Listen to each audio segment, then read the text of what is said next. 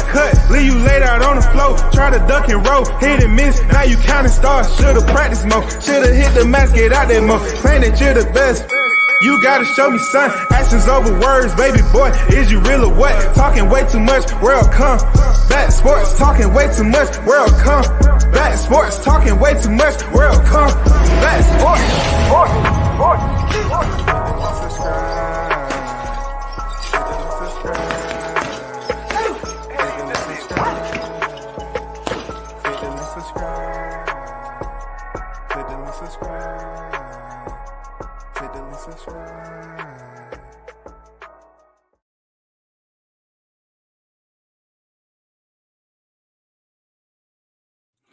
First in the building, Smart Warren on deck.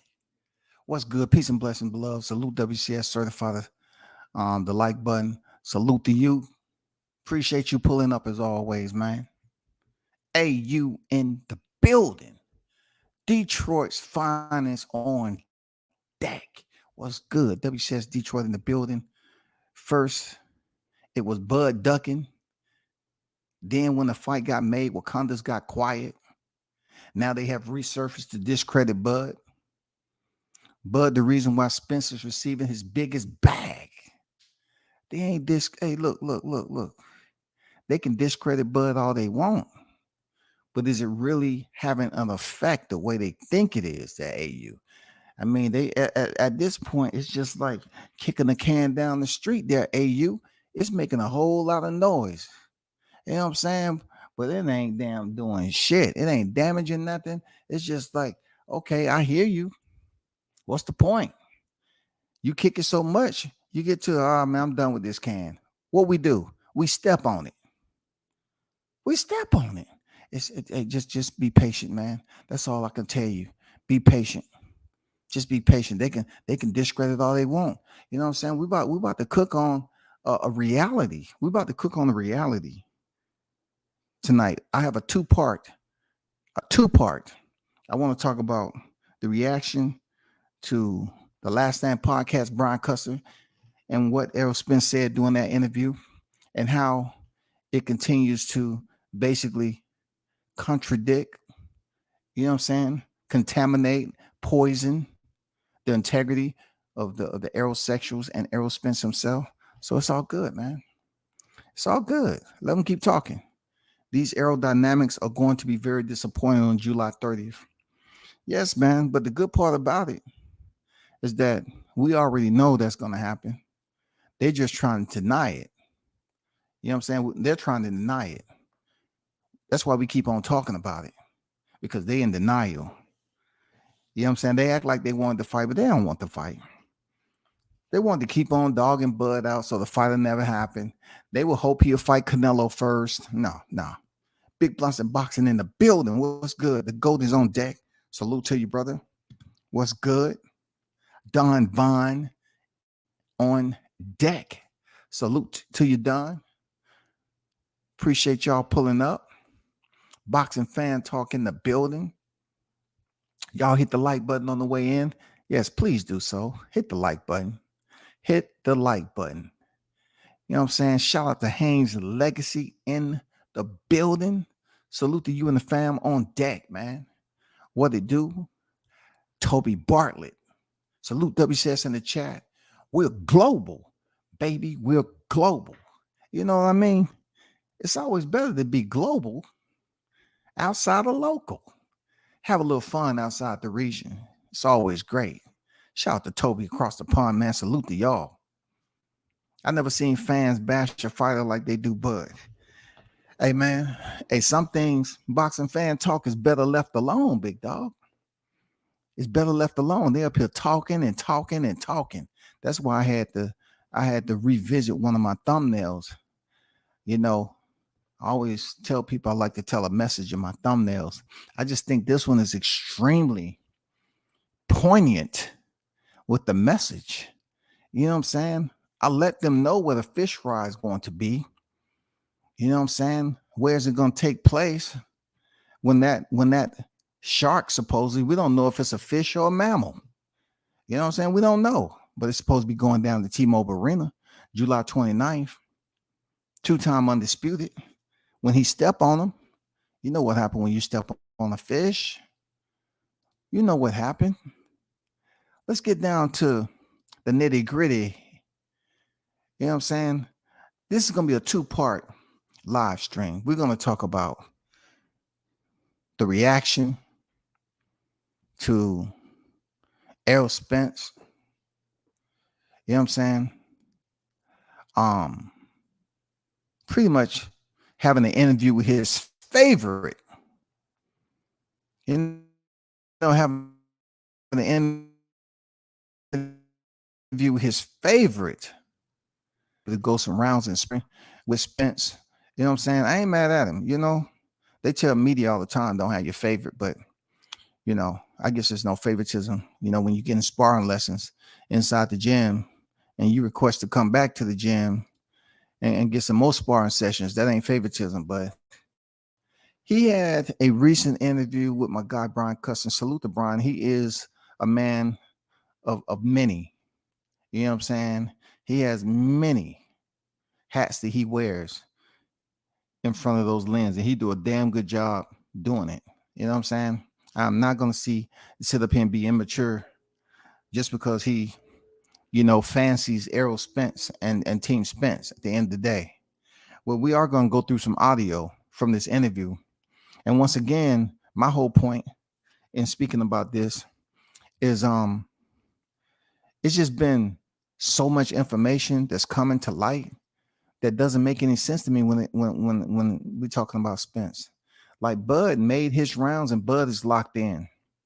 Okay, I'm not saying Spence ain't locked in, but what Bud was able to say while he was in front of the camera all added up. It pretty much added up. You know, he stayed on code. You know, he stayed within what everybody knows about him. He stayed within his boundaries of integrity. You know, he was believable, and he kept it honest and genuine. It's been some information that was put out there with Spence that I really don't know where he's at most of the time. I don't know, just like you don't know where the aerosexual's at, besides them being on the side, you know, swinging them pom-poms back and forth. You know what I'm saying? I'm listening to words come out his mouth and I don't understand. It's not for me to say that I don't understand literally, but I don't understand why you're putting out information that's confusing people. We're going to get down to it. But first, I need to tell you how important the Second Amendment is, right? When it comes to the Second Amendment, and this is WCS breakdown of the Second Amendment, because it's important that you understand where I'm going with it.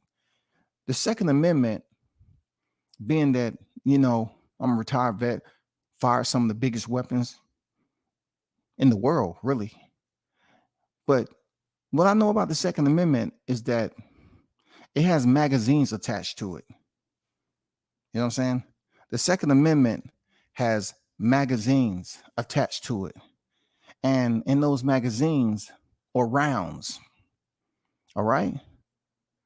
Now, these magazines are very important to holding those rounds steady until they're released. You know what I'm saying? But they're known to be attached to the Second Amendment. All right. The right to bear arms is extremely important. The right to bear arms, right? So most of the time when people hear about that, magazines are never far from the conversation because they are the holder of the rounds. So when it comes to the magazines releasing these rounds, now it gets very, very serious. You know what I'm saying? When these magazines release these rounds, because when it comes down to July 29th, Terrence Crawford will be the sender of those rounds when he bear arms. What I mean by that is most of the rounds that come out of the magazine have a target. And the rounds that Terrence Crawford is going to put in the direction of Errol Spence will absolutely be with the left and right weaponry that he is allowed to legally bring into the ring. It is legal for him to bear arms July 29th, and his target, he's allowed to inflict punishment on his target named Errol Spence Jr. So it's going to be incredible Second Amendment right to see this go down like that, because he is signed on to go in here and bear arms on Errol Spence Jr. and make sure that every time he fires off, whether it be one shot, two shots, 3, 4, 5, 6, it doesn't matter. His entire intentions are bad. He is there to hit the target, if you know what I mean. He is there to hit the target. I look forward to Terrence Crawford bearing arms on July 29th to get this on and popping, because people believe, you know what I'm saying? People believe that the mumbo jumbo that's coming out of Spence's mouth about the way he reduces, Terrence Crawford's achievement, he's just not a Second Amendment. You know what I'm saying? He's not an advocate of the Second Amendment like Bud. Bud understands what the Second Amendment is, because due to his track record in the welterweight division, he is all but finished. He has counseled. That means he has drawn his weapon and he has counseled every opponent. Gone, done, out of there in the welterweight division. He has done them dirty. You know what I'm saying? When you bearing arms like that legally and you're inflicting that type of punishment on your opponent and they can't survive, I can only imagine what's going to happen July 29th, Spence. This man is going to bear arms on you. And due to his track record, he already has a lot of bodies. How can you have 30 bodies? How can you have 30 bodies? How can you have more bodies than your opponent have wins? That's all I'm putting out there. Like, how can you have that many bodies? They haven't found out the weapon. They haven't found out how that weapon operates yet. Somebody, anybody, they can't find out how that weapon works.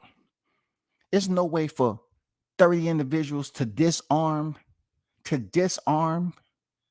this shooter. There's no way. That's you trying to tell me his left and right weapon. No one has been able to find a way to stop the carnage. All I'm saying, has anybody? How can you have more knockouts than your opponent? And they're up there saying, well, this is going to happen, that's going to happen, and he's going to take it. How has 30 individuals being laid to rest and Terrence Crawford is not giving his just due, his respect? You know what I'm saying? They should be going around here calling this man the rifleman. For real. You know what I'm saying? The sniper. We should start including Terrence Crawford into the tactical terminology. You know what I'm saying? I like that. It takes me back to the camo. We should start including him as a marksman. You feel me? You know, Crawford should be included in the marksman when you are finishing off your opponents to the body or to the head and you are collecting skulls. This man is tactically proficient at his profession. Real talk. Salute to you. Let's get down to the freaking interview. I don't want to keep y'all waiting too long, but I want to go through this interview with Brian Custer because he loves interviewing Spence, and Spence feels relaxed. He feels comfortable. He just feels like, hey, you know what I'm saying? This is my guy. Brian Custer slips up in here one time and let people know that Errol Spence is his guy. He slips up. You know how I listen to language, right? He slips up. Brian Custer caught himself, but not before I figured it out. I caught it on the first go. All right. Let me get to this super chat right quick.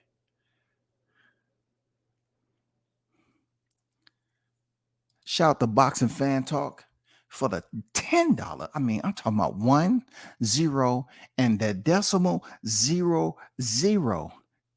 Shout out to Boxing Fan Talk with the $10 super chat in the building. Time to put them boots to the sexuals, aerosexuals. July 29th. I'm in Texas, and I will have to get some footage that night of all the riots that will be taking place. You know what I'm saying? Hey, for real. Ain't nothing like on the scene first responders there. Boxing Fan Talk. First responders, man. Respect the first responders, man. The Special Task Force Unit. You know what I'm saying? Respect that. It's going to be extremely a high volume of rioting going on in that local area. Real talk. It's going to be bad, y'all. But brother, one love to you. Appreciate the super chat, man. You know what I'm saying? Salute to you. Let's get down to this interview and let's go and listen to what they have to say. Because it was a good interview. I ain't gonna lie. It was a good interview. I like it. Let's get it. That's right. It is The Last Stand. We bring you the biggest names in the sport. And when you talk about the welterweight division, this guy is at the top. He is the unified welterweight champion of the world. The big fish, man down, the truth. Which one do you identify with more? Strap season. Yeah. See right there, WCS. I swear to God. I say, God, thank you, because sometimes my mind just be out there, right? I say, oh shit, how can you be sober and think of these things? So right off the rip, Brian Custer just, he said something that wasn't entirely true. He said he was the number one guy and all that. No, Brian, because the reason why I'm bringing this up, because later on in the podcast, that is going to have conflict of interest based off what Mr. Custer says later on the interview, but he's not the number one in the division. You know what I'm saying? I mean, because I have to look at the pound for pound list too. You know what I'm saying? Both of y'all in the same division. Crawford's ahead, sits ahead of Errol Spence, but yet you want to narrow it down to a division. If I'm higher on the pound for pound list overall, that means I'm number one in the welterweight division. If 135 and 140 don't count no more, right? But anyway, he asked him about all these names. The truth, man down, the big fish. Which one do you identify? Spence said, strap season. I rest my case. Yeah, line them up. You got a lot of them, don't you now? Put them in the dirt. That's probably the best. Put them in the dirt is the best spot. Errol Spence Jr. back with us, man. So it's here. I mean, we've been talking about this a long time. Hey, I remember back in your gym, that hot gym you had in Dallas, and we were talking about fighting. Now that it's here. Got him. He said, we've been talking about this for a long time. We've been talking about this for a long time. And he started to go in the gym when they was talking about it, and then he caught himself. He changed it up. He said, oh, I can't really be saying we be talking about this in the gym. You know what I'm saying? Because I'm not on the clock. Did y'all catch that? It was very quick. You know what I'm saying? It was very quick what he said. But he pretty much caught himself when he said when we was at the gym, we was talking about fighting. We was talking about fighting Terrence Crawford. Mr. Custer caught himself. He caught himself because he didn't want to show an alliance, y'all. He didn't want to show any type of alliance at this point. He didn't want to show any type of alliance. But let's go. Let's move on. What's it like? What do you feel like? Is it like, yeah, this is my time? Definitely my time. I feel like this what I've been dreaming about since the amateur days when I was a kid. Like I said, watching those, documentaries of, Ray Leonard and Tommy Hearns and Marvin Hagler and Tommy Hearns, just seeing the lead up and, seeing, how mean that was in the ring. You just, watching that like, man, I want to be like them are true gladiators. And, I finally have my opportunity where I can put on the show and, put on a great performance and, be like that. And somebody have a documentary of me in the lead up to the fights. And, and I got a kid 30, 40 years from now, like, he's an amateur and he's watching the fight and he's a pro now. And he's like, man, I want to have a fight like Errol Spence and Terrence Crawford. Like, that's going to be a great moment. Yeah, at your name in the history books. At the press conference, I thought it was interesting. Bud Crawford said, I'm happy that I helped inch this thing over the finish line and get it. See, that's what I was talking about with Ariel Helwani and Brian Custard. They have the tone to ask questions that will, if anybody else was asking, it will probably, agitate the interviewee, right? But I guess it has to do with rapport and it has to do with the rise and inflection in the voice, especially when it comes to the falsetto at the end, because he asked him, he smoothly worked himself into this question and he led it with Terrence Crawford. You know what I'm saying? Because Terrence has said he had called up Errol Spence, to make this fight happen. But Errol has since, attempted to convince people that no, he was the one that made the fight. You know what I'm saying? So I like how Brian Custer, finessed with his rising inflection in his voice into this question, leading with what Bud Crawford said, because Bud Crawford is not there to defend himself. So therefore, it's these two, you know what I'm saying? Brian Custer and Errol Spence, and whatever said is said. Done. What do you think? What was the tipping point to finally getting it done? Because I know you went through a lot to get this fight. What do you think, in your opinion? There we go. Brian Custer, I know you went through a lot. I know you went through a lot. I know you went through a lot. Brian Custer, that's your boy. I know it. I mean, I know Spence. So when y'all hear me talk about Bud, go over there and nudge, Brian Custer, because I'm doing the same thing he doing. That's all. You know what I'm saying? But I really rock out, with Bud as a fighter. You know what I'm saying? I speak on it with belief. Brian Custer, he does have some skin in the game with that being his job and everything like that. But nobody's gonna sit up here and call Brian out for spreading on the ice and thick. God damn, he's spreading on that ice and thick. You did a lot. Man, come on. How do we know he did a lot? Because you're talking about Bud saying he called this man up in January. So how did he do a lot? I would have rather Spence said, I called Bud up in January, because Bud was out there fishing. He was in the ocean looking for the big fish. I said, here I am. Just like Mystical. Here I go. Here I go. I would have rather, Spence came out and told Bud, here I go. You looking for me? Here I go. You know what I'm saying? But Brian Custer's up there, egging it on, finessing it, spreading on that dang icing real thick to sweeten it up. What got it over the finish line? I feel like it was basically me putting, making concessions that, that people thought I wasn't gonna make, and basically giving him stuff that, that the business people feel like he didn't need or he didn't deserve, and I wanted to make the fight happen, so I was like, give it to him. So. What the Brian Custer? So I'm gonna follow up Brian Custer with because I need to figure this out too. I need the listeners to help me out too.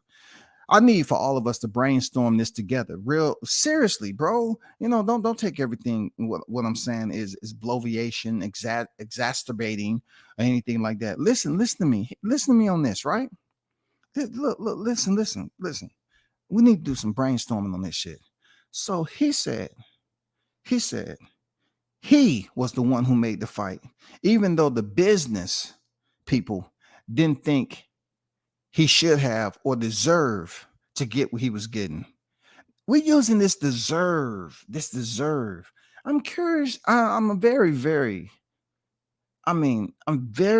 intrigued that he is using the word deserved. And this is why I'm intrigued, because you have been inactive for an extended period of time, which this fight could have already taken place if you wasn't inactive for the period of time that you was inactive, right? So let's not look like we're gonna not award Terrence Crawford for doing what is for the better good of his career and stay the fuck out of trouble. Let's not act like we're not gonna award Bud Crawford for staying out of trouble, man. We're not gonna talk about no motherfucking deserve. You've been inactive and you say, oh, you beat the odds. You want to brag about beating the odds. But what about the persons that don't put themselves in an odd situation to beat anything? They pretty much stay the course and stay dialed in and focused on their career and stay locked the fuck in instead of getting in trouble all the time. You have people, teams, everybody depending on you. But yet y'all still talking about what Bud don't deserve and what he do deserve? What kind of fucked up shit is this? Like, what are you saying exactly? Even though they didn't think he deserved it, why wouldn't he deserve it?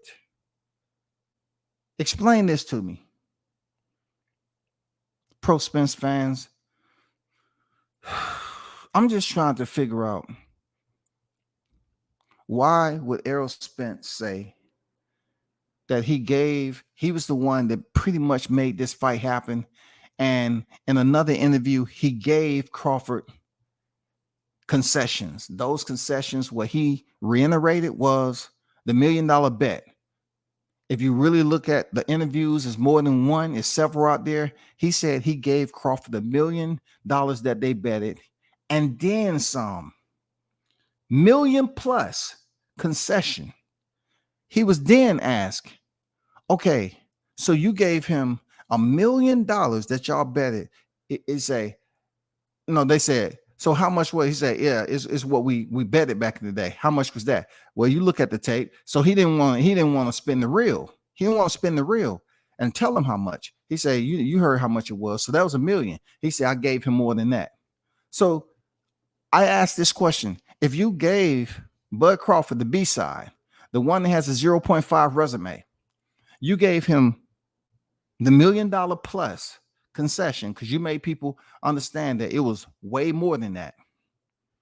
I need to ask you, what brought that? Why did it come to fruition the way it did? Why was that? Oh, this is when Errol Spence said that's what Bud wanted. You know what I'm saying? He was insistent to give Bud Crawford what he wanted. My point is, if the business people were saying don't do that, right? He don't deserve it. Why did you do it? Because every time I turn around, somebody is discrediting what this man's accomplished. You even heard me spin this reel plenty of times. Like, if the man is the B side with a resume, you say that's 0.5 out of a 10 being the highest, and you talk about how his opponents don't add up. You know what I'm saying? It don't add up. He ain't fought nobody. You told everybody at the press conference, man, come on, be real, man. You ain't fought nobody. Let's be real. You ain't fought nobody. You ain't fought nobody. He ain't did nothing. You ain't fought nobody. Why would you surrender and give this man $1 million plus in the deal? Then somebody asked, do y'all have a bet on the fight? You know what Errol Spence's response was? He said, no, I already gave him what we betted. That's why I did a live on it several days ago. Why would you continue to benefit this man? Why? You trying to pay for a belt? Why would you continue to benefit someone that you rated a 0.5 when it comes to their resume?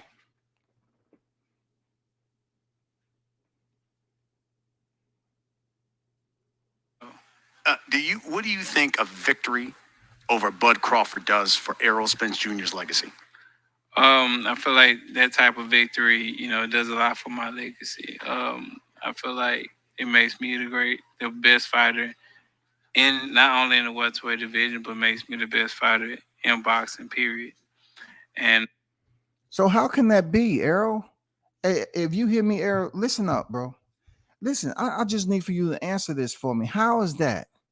How is beating Bud Crawford make you the best when you and Derrick James are out here talking about this man ain't fought nobody? And you ask your coach, you said, when he was pressed with the 10 straight stoppages, he say, who were they? Who were they? But yet Spence just said they'll make him the best boxer in the sport. Did y'all hear that, people? It said he'll make him the best boxer in the sport. Now, I know I got some scholars in this damn chat. Now, I want y'all to explain to me. I want you to explain to me. If you go to the lot, right, and you see a 1988, I'm talking about a 1988 with a body kit on it. A 1988 two-door Yugo. A lot of you young niggas don't know what a Yugo is, but a 1988 Yugo in this bitch with a body kit on that. No. Let's go to more familiarization. Let's go to a 98 two-door Honda Accord, right? We got a 1998 Honda Accord with a body kit on it, and they took the rims off because they didn't want to get stolen. You got some factory OEM rims on that bitch. I'm talking about in 2023, you go there, you got 1988 Honda Accord two-door coupe. And the price on there, it says $30,000. $30,000. How are you going to convince me that a car that has over 200,000 miles on it is worth 30,000 miles? Because basically, the year and everything about this car says what? That it is a used vehicle. It is devalued. It's depreciated, right? It's depreciated. So therefore, if I'm relating this shit to boxing, you're talking about Crawford resume as a depreciated resume because he is an older fighter, and being the fact that he is old, you continue to depreciate what he's been able to accomplish up to this point in his boxing career. So you are pretty much depreciating all his achievements that he's accomplished up to this point at 35 years old. But you're trying to act like it's a $30,000 1988 Honda Accord when it comes to you trying to sell that shit to the motherfucking public. Ain't nobody buying that shit, bro. Ain't nobody buying it. How in the fuck do you say you're going to be the best boxer in the sport based off of the depreciated value that you're giving Terrence Crawford's resume, you and your coach and everybody else? Y'all sitting up here saying the same thing. Y'all have old ass sense of ignorance where you keep on reaching in the past and say this man ain't did nothing, and you keep digging back in the past and say, well, Gamboa, he hurt him, and this that 88 Accord, he had that kit on it back then. God damn it, that kit still got value to it now. I special ordered that. That kit got value, and the rims that was on it, oh my god, them hammer rims, bro. Back then, them was the shit. You get some hammer rims on that, man. To get all four with the Honda Accord, we're talking about some 18-inch. Bro, everybody wanted them hammer rims. Everybody. So that's what I'm saying. But how in the hell do you continue to depreciate Crawford's worth in 2023, though? You're trying to sell it if you were in the position. If you had the Honda Accord, then it's worth 30,000. If you beat Crawford, the depreciated fighter who you give a 0.5 to his resume, if you defeat him, now you are the high prize fighter based off of old, antiquated boxer, depreciated, never fought nobody, had one belt in the welterweight division. You're trying to prove to the people. How does that fucking work, bro? How do you become the best boxer in the sport off a depreciated boxer that's standing across the ring from you, and you done talked him all the way down as if he didn't achieve anything, like he didn't do anything special? He's a depreciated fighter. How do you say you're going to be the best? It don't make any sense, bro. It don't make any sense, man. It makes no sense at all. It makes zero sense on where you're trying to go with this. It makes no sense at all. You're going to be the best boxer in the sport based off Terrence Crawford, who you say he hasn't accomplished anything. He ain't fought nobody. The first response you gave in the press conference in Beverly Hills was, man, come on, man. Let's be honest, man. You ain't fought nobody. So if he ain't fought nobody, and then in another interview, you say, all his opponents are great. I guess it's the prescription that was changing. I guess the prescription was changing in your mood. 1 minute you was without it. The next minute you was with the prescription. You was a lot more subtle in your right frame of mind when you say, oh, all his, his resume is great. I've always been a fan of Crawford. And then you turn back around and we hearing that you depreciating the man's resume again. You're talking about, even though the business, the suits, they felt that I shouldn't do it and he didn't deserve it. So pretty much you and your coach cannot go and just talk something positive about Bud to build up the validation that if you were to beat him, you would get full recognition and not someone clipping together a compilation of sound bites that you put out there saying that Crawford wasn't nobody. You know what I'm saying? He wasn't nobody. Now, let's not get it twisted there, Errol. Terrence Crawford ain't Brian Castano. This is not Patrick Teixeira losing to Brian Castano and Castano going in there feeding Jermell Charlo. Crawford ain't Brian Castano, okay? I know a lot of people hoping this fight end up the same way Jermell Charlo fight them. And you know what? I hope it doesn't. I do. I hope it doesn't end in a draw in the first one. And I hope it ain't no robbery, some bullshit ass robbery where that referee come up there trying to then wave to the crowd and shit, shaking his head left to right. No, you're not. I hope we don't see that. I hope we don't see the fix. I hope we don't see the corruption, the C word. But I'm just putting it out there, y'all. How can you depreciate a fighter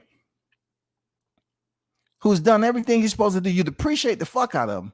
But when it comes to your value, you're trying to sell it to the audience, to the collective boxing listeners.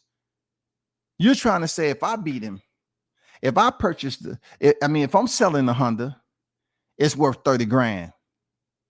Even though it's old, it ain't too much to it no more. Everything about it, you know what I'm saying, really don't mean nothing. You know what I'm saying? It don't even have the damn rims that it used to have. You know, the value of everything on this Honda Accord has dropped.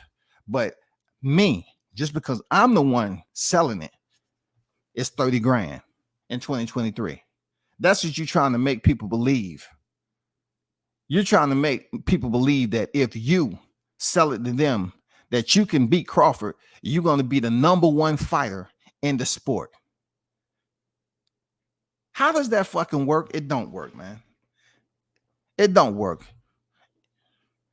It's asinine all the way through. It's asinine. Real talk. Hold on for a second, man. And I feel like a victory, knowing how Terrence Crawford temperament is, and knowing how, when you push him, he's going to push harder.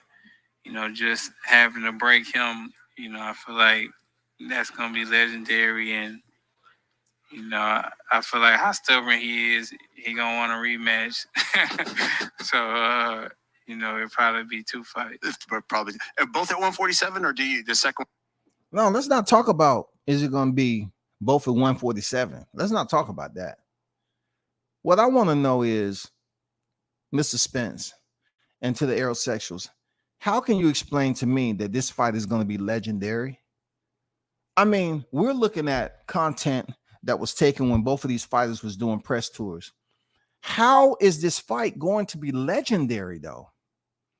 If he's a 0.5 graded assessment of his resume, and then you have the aerosexuals out here that is absolutely twiddle-dee and twiddle-dum out here saying the same thing.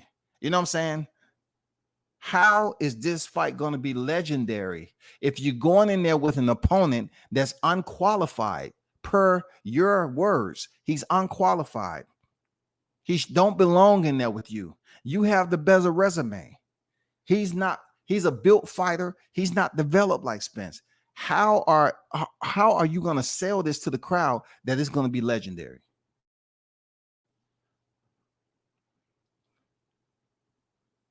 Let me get to this. Let's see. Shout out to Rice Eater 79 with the $5 super chat on deck, on motherfucking deck. Errol Spence and his coach DJ are both jealous and emotional in this fight. Crawford being the betting favorite is this fight mentally scrambling his brain. Hey, something going on up there. I like the J word. They do. They put it all out there like they're extremely jealous of freaking Bud Crawford. One freaking guy. You know what I'm saying? One guy, they're jealous of who he is. So I'm saying to myself there, Rice Eater, why be jealous of somebody that has a 0.5 resume?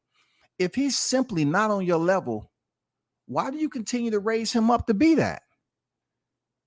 Why are you even fighting him, first of all? You don't really have to unify for undisputed. Why don't you just stall him out? If you feel that he hasn't done enough to be in the ring, you know what I'm saying? All he did was pick up one title at the welterweight division. Why are you giving him all these concessions as a B-side fighter? Why are you satisfying Terrence Crawford requests when just last year, because I'm getting into the area where the aerosexuals love to go, right? Just last year, Rice Eater, they was up here talking about what Terrence Crawford don't deserve. He don't deserve no damn transparency. What the fuck he doing? He don't deserve no transparency. He don't know how to spell transparency. You know what I'm saying? They were saying that man don't deserve no transparency. He don't need to take a look at the books. They use that D word again, bro. They say he don't deserve to look at the books. Who do he think he is? He come over here with no promoter and he trying to do business with the big dog, the Grand Poobah. He don't deserve to take a look at the books. That's what they said last year. He don't fucking deserve to look at the books. He doesn't deserve transparency. And then in 23, Spence just said, oh, they were saying even though he don't deserve it. Why he don't deserve it? Make up y'all mind. Hey, EJ. If he don't deserve it, don't give it to him. In my BernieThaBoxer voice, come on, man. If you don't deserve it, don't do it. Go kill yourself, man. If you don't deserve, why are you giving it to him? It don't take a rocket scientist, man. Come on. I mean, come on. What are you talking about? Come on, man. He don't deserve it. Don't give it to him. Why aren't you sticking to the same temperature that you had last year when you were saying Al Heyman was your advisor and he was taking care of you? And, you know, y'all was making it seem like Crawford came over there and he didn't know what the fuck he was doing. He had people on his team that he wasn't aware about. But yet y'all was trying to stick this man. Y'all was trying to stick him. Y'all was trying to bleed him out. Y'all was talking about net pay and shit. Y'all didn't want no. You said it several times, Spence. You said the percentages or anything we want to give them. So you didn't have no respect. But now it's like, oh, even though the businessman, and they were saying he didn't deserve it. So who were you listening to? Did Al say he didn't deserve it? Did Al tell you that Bud didn't deserve what you was doing? Why are you giving him $1 million concession, bro? For what? Why? Why are you giving him $1 million plus concession. Aerosexuals, you need to fucking answer the question, man. God damn it. Answer the question. I'm talking to you now. If this man has been said to have a 0.5, this was quoted by your master, your idol, your supreme being. Why does he continue? I need some business answers too. I need those of you that's out here qualified to the business. Okay? Business wise, my question is, why did he satisfy $1 million bet 5 years ago? Plus, when the bet was only $1 million, but he said he gave him more to make this fight. Why do that for Bud Crawford, who he said has 0.5 resume, who y'all say fought Avanesian? God damn it, y'all making Avanesian look like he's the Don Juan of motherfucking boxing. And you know what I'm saying? You making him seem like he's the diamond. David Avanesian is a motherfucking diamond, boy. Because before that, Terrence Crawford, he didn't deserve shit. When he went over to BLK Prime and fought David Avanesian, the goddamn Avanesian price yesterday is not the Avanesian price today, goddamn it. Man, they mad as hell. They are mad. They are mad. I swear to God. Second one, you think at 154. I don't know. We'll see when the times come. Yeah. When the time comes. Hey, Rice, either appreciate that $5 super chat. Much appreciated, my brother. One love to you. Thanks for supporting the channel. Big Blunts Unboxing with the $2 super chat. Keep cooking. Appreciate it, Blunts. Thanks for the donation, fellas. I appreciate you. You know, people so anticipate this fight. You know, it's been so anticipated. It was kind of like Mayweather Pacquiao. A lot of people came away with Mayweather Pacquiao like, it was great. It just didn't have any action. How can you guarantee that these people, they won't be disappointed when you two get into the ring? Just if you look at the previous fights and just look at our temperaments, you see somebody try to push me or somebody fight harder, I fight harder, you know. And you look at him, you see if somebody try to push him or they try to fight harder, he start fighting harder. And you know, he has pushback, I have pushback, and that's just a recipe for a great fight, exciting fight, and for us to put on a great show. We both want to be in the history books. We both want to, you know, have a great fight, and I just feel like for us, you putting us together is like, you know, putting, you know, two pits in a cage together and two fighting pit bulls. And no, hold up. There's no way, based off the information that I've received already, something ain't adding up, brother. You know what I'm saying, brother? Something ain't adding up, because you're talking about Crawford, you pushing back. If somebody pushes you, push back. Somebody push Crawford, he push back.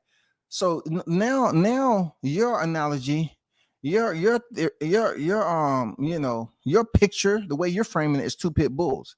Well, you know, let's take another look at it, right? You know, I done seen some weird shit in my day, right? And maybe we're talking about a freaking a pit bull that was at home too long around other dogs. You know what I'm saying? That was a beagle, you know, a wiener, a motherfucking poodle. Maybe we're talking about a pit bull that was mixed in with a poodle or something. We can't be talking about two full bred paperwork, aka certified. I mean, talking about generational bloodline pit bulls that's got that raw vicious temperament. Because once again, I have to go back to Terrence Crawford. No, Terrence Crawford has to be mixed with a pit bull that they was leaving these dogs home 12 hours at a time. So you had a female, you know, something was going on, bro. Like, you know, his daddy, the pit bull, and the mama was the poodle, and then the beagle was in there periodically. I'm like, you can't be talking about two vicious. I grew up in the South. Motherfucking pit bulls, man. I know a pure breed when I see one, but pure breeds don't get spoken on. You know what I'm saying? It's having a track record that's a 0.5. Like, You might get a pit bull that's not the best pit bull on the block, but they can tell you a story about that pit bull and how he done fucked up other pit bulls and how tough he was and vicious, and don't go around him. You know, we grew up with people used to have at least about 5-6 pits in the back. They used to fight them joints, breed them, all that shit. But I'm just not gathering the 2 pit bulls. Like, this is what I'm trying to explain to you. Watch what you say, because this shit is not adding up, brother. It's not adding up on a Monday. You know what I'm saying? This shit ain't adding up on a Monday there, Errol. It ain't, bro. You know, they both smell blood. You know, they both got a wound. And, you know, it's either the only way to get out the cage is somebody got to die. Yeah. So, I mean, I think that's going to be both our mentalities come fight night. Did it ever bother you, EJ, that when you looked at, even now, the pound for pound rankings, it would always have Bud Crawford like number 1, Errol Spence 4, what have you. You're the unified champ. You got 3 of the belts. Yeah. Here it goes, Brian Custer and that good old falsetto. See, I'm learning some shit from Brian Custer. You know what I'm saying? I'm a retired Marine. I just didn't grow up hitting that high note at the end, unless I was being absolutely sarcastic. You know what I'm saying? You can always, when he leads you into that freaking tough ass question, man, I'm telling you, he massages that shit good. Boy, he get you all nice and relaxed with that shit. You know, when you think about that pound for pound list, Errol, don't it just irk you when they have Bud Crawford in front and you be like 5, 6, 9, 12? Don't it do something to you, EJ? That's Brian Custer right there. Real talk. Brian Custer will smoothly deceive you. He's asking a hard question under false pretenses of the tone of his voice and his facial expression. He raises his eyes up. It sounds like the crypt keeper in there. Don't you? You know what I'm saying? You get the picture. Even going into this fight, he's a slight favorite. Did any of that, when you hear that, did it ever motivate you or upset you at all? Nah, I don't really pay too much attention to that type of stuff. I know after I win this fight, you know, I'll be the best, you know, fighter in the world. And, you know, I can see why, you know, he is the favorite, just, you know, common sense. You know, I'm realistic, all the stuff that I've been through, you know, just the stuff that people know about I've been through, you know, I will, you know, pick him the favorite too, you know. Okay, we're not going to do that, Errol. This is why we're not going to do that. Because what you're trying to do, in 1 minute, you acting like you're trying to big up Crawford, but really you're bigging up yourself. You keep on saying you beat him, it's going to put you as the best in the game. You're going to put you at the top. But then turn back around, you're asked about a pound for pound list, and then you shortly give your elaboration to it, and then you go to talk about what? The betting odds. Now you're trying to cover all your corners. Now you want to say the reason why he's coming out the betting favorite is because your inactivity. No. Why is that the case? Because when WCS put it out there about your inactivity, the aerosexuals start to cry, snot bubbles everywhere and shit. I have to go in the babysitter mode. You know what I'm saying? Slap them with some toilet rolls. Here, clean yourself up, God damn it. What's wrong with you? Oh, this shit. Up here crying like that. How are you going to just try to, once again, depreciate and say, well, I can see how he can come out the betting favorite, when actually the betting favorite right now is a lot closer than what it was initially. But to hear Spence talk about it, the only reason that Crawford is the betting favorite is because of his inactivity. And you know, it's either it is and it ain't. What is it and what it ain't? In one breath, they say, well, he's came back from the accident and he's fought Danny Garcia and picked up a title. Even Errol Spence, when he got the right prescription, he would sit up there and brag about beating the odds and how he's strong and you know, no broken bones, I'm a savage. That's his words, people. That's how he was talking.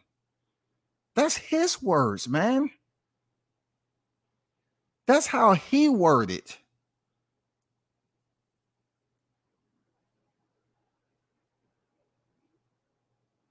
He's praising himself for coming back. But on the other side, you say they're saying that because you was inactive. Well, why were you inactive? What was the reason behind your inactivity? Was it self-inflicted or it was out of your control there, Spence? Was it self-inflicted or was it out of your control? If it was self-inflicted, then you have to just own up to it and say, you know what? I fucked up, just like you were saying when you was chilling on the rocks. You fucked up. You know what I'm saying? Even though you had the accident and you say you were still in the club, just put it out there. Don't really put it off on the bed odds as if the only reason Crawford is coming out the favorite is because you've been inactive. No, Crawford wasn't putting himself in a position to beat the odds. The odds that he's trying to beat is the odds of him going out here becoming undisputed for the first time. The odds of coming in here, I'm being undisputed a second time. Oh, what's the odds of me moving up and stumping on Jamel Charlo and becoming undisputed a third time? Those are the odds that's beneficial to Terrence Crawford, in my opinion. The odds that you're talking about is outside of boxing. It doesn't go on BoxRec, but it does go down in the history of the sport that you was inactive as a boxer due to your own doing. Due to your own doing. You did it to yourself, bro.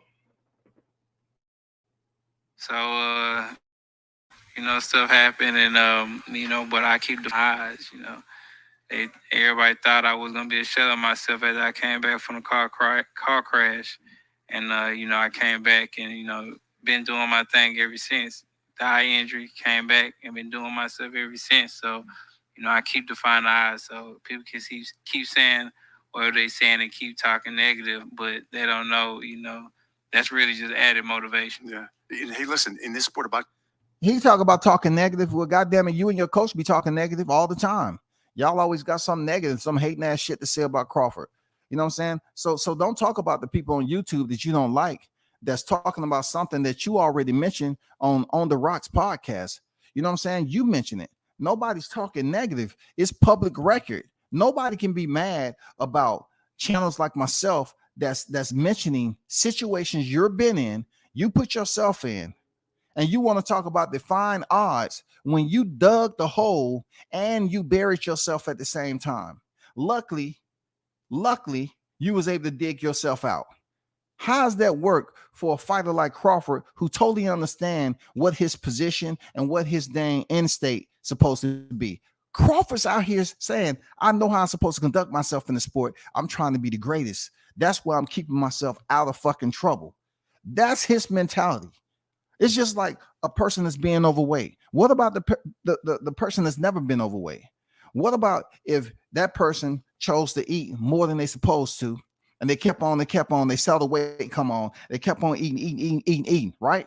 What about the person that know how to put the fork down and walk away, and they don't gain weight? Shouldn't they be celebrated the same as the person that's gaining, that lost the weight from a tremendous weight gain? Yes. But when it boils down to it, who put themselves in that position? You know what I'm saying? Who did it? Crawford don't supposed to be celebrated because he stayed the course. He stayed locked in and focused on the end state. Or we should praise Spence for being orientated into the culture, hanging out, chilling with his friends, which is not illegal. It's not illegal to hang out with friends. But when you hang out with friends that's unwilling to tell you that what WCS has been saying, what Crawford's vision is, in my opinion, is that he see what's ahead. I need to stay this way to get where I need to be ahead. Ahead is writing another chapter to my career, becoming 2-time, 3-time undisputed. That's where I'm headed. But if Spence has people around him allegedly, that's afraid, rather, that's unwilling to tell him, hey man, I know you said you was taking the easy route, but hey, chill.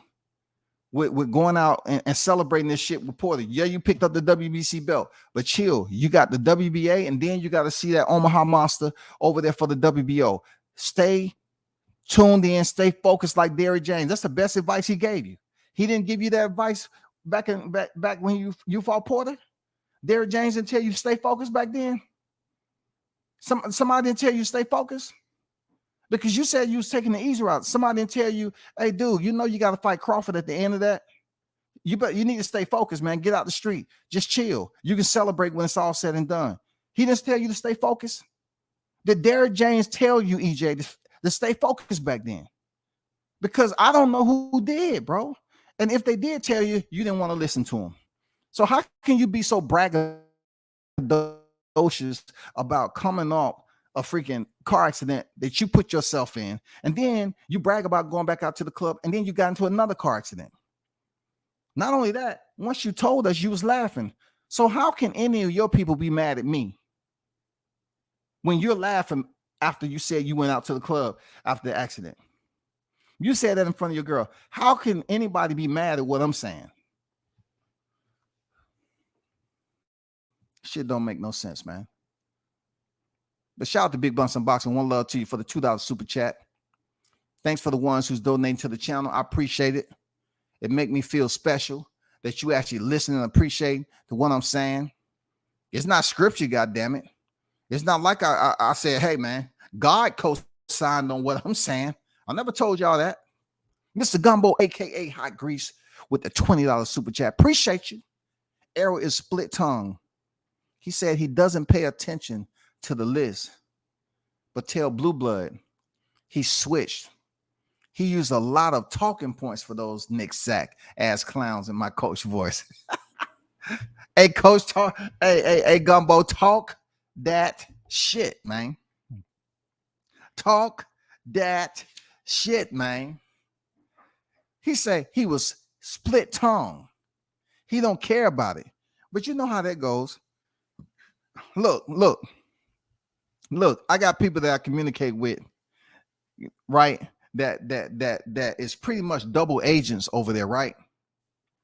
And you'll be amazed at how many people be sending links when, you know, they send links to certain people so they can take a, you know, they will cut clips, sound bites, and they will send it to Team Spence and all that. They will send them over there and keep them informed. Yeah, some of these same channels that's over here on the YouTube. It's a fact. It's a fact. They'll be sending clips, you know, of your live stream. They will be sending links. Yes, sir. They're Gumbo. You know what I'm saying? Yes, sir.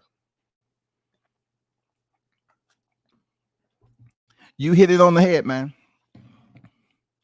He up here talking about people switched, but he don't really care about looking at the pound for pound list. But he's worrying about a YouTuber switching up if he don't care about the pound for pound list. Is Blue Blood on the pound for pound list? No, he isn't. But you care about him switching up. But shout out to Mr. Gumbo, man, with the $20 super chat. Much appreciated, man. One love to you, bro. Real talk. One love to you. Rice Eater 79 back at it with the $5 super chat. See, y'all showing me this love, man. I appreciate it. You know what I'm saying? Because people be worrying about the wrong thing, man. I only give a damn about the people that's in the chat who support me on the regular, bro.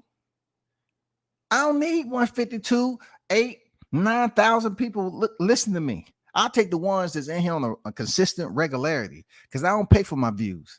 I don't pay for none of that shit. Nothing. Rice Eater with a $5 super chat say Bud convinced Spence to take the fight because beltless Porter made career high 4 million versus him, and he only got guaranteed 1.5 versus 147 belt Ugas. It was greed. He said Bud convinced Spence to take the fight because beltless Porter paid career high $4 million versus him. Facts. That's facts. That's facts. And he only got guaranteed 1.5 versus Ugas. Man, y'all kicking some motherfucking numbers. Boy, I like that. That educational gems right there. And I don't even get in the numbers. But I hear what you're saying. Porter did get that nice 4 mil plus with Bud. Absolutely. And it was on record 1.5 was shelled out to Spence to get that WBA belt because they don't respect him like that. Ugas is not a pay-per-view. Let me tell y'all something about, that non-pay-per-view fighter. The cap is about 2 million. You know what I'm saying? The cap is about 2 million when it comes down to, the way the fight is being made, and just because they was in AT&T Stadium don't mean shit. Like, you can be on pay-per-view and get paid minimal. It's just for the promotion and everybody else to kind of, you know what I'm saying? I don't get into the numbers aspect of it. It's good if it works out like Gervonta Davis.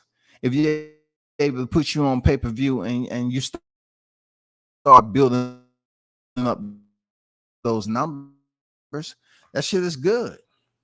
But shout out to Rice Eater 79 with $5 super chat with the numbers. I don't talk about numbers too often, but it's good when you, the listener, mention the numbers and remind people that's confused out there to continue to run with these narratives. You know what I'm saying? These dirty ass narratives. Shout out to Martin King Boxing, man, with the $1.99 / aka $2 super sticker on deck. Shout out to you, Martin King. One love, man. Appreciate your donation to the channel along with everybody else. Appreciate y'all. Appreciate the love, man. Let's get back to this freaking boxing. This. Sometimes you got to go through some stuff because that's what you rely on when you get in those hard times in a fight. And if you've never gone through something, that's when sometimes those hard fights become a loss for you. Yeah, that's not only in the sport of boxing. That's life. That's life. That is life, Errol Spence. You're right. You gotta go through something. You're right about that. Did Errol just say you got to go through something? Did EJ say that you got to go through something?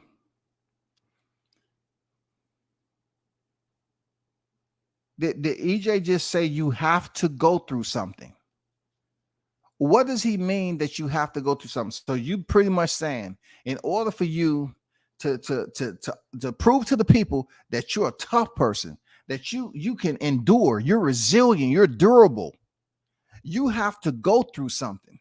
Isn't boxing enough? You go through shit, man. Boxing requires you to take punishment even when you're training for a fight. You got to go in there with them heavy ass gloves and get hit with headgear on and take punishment.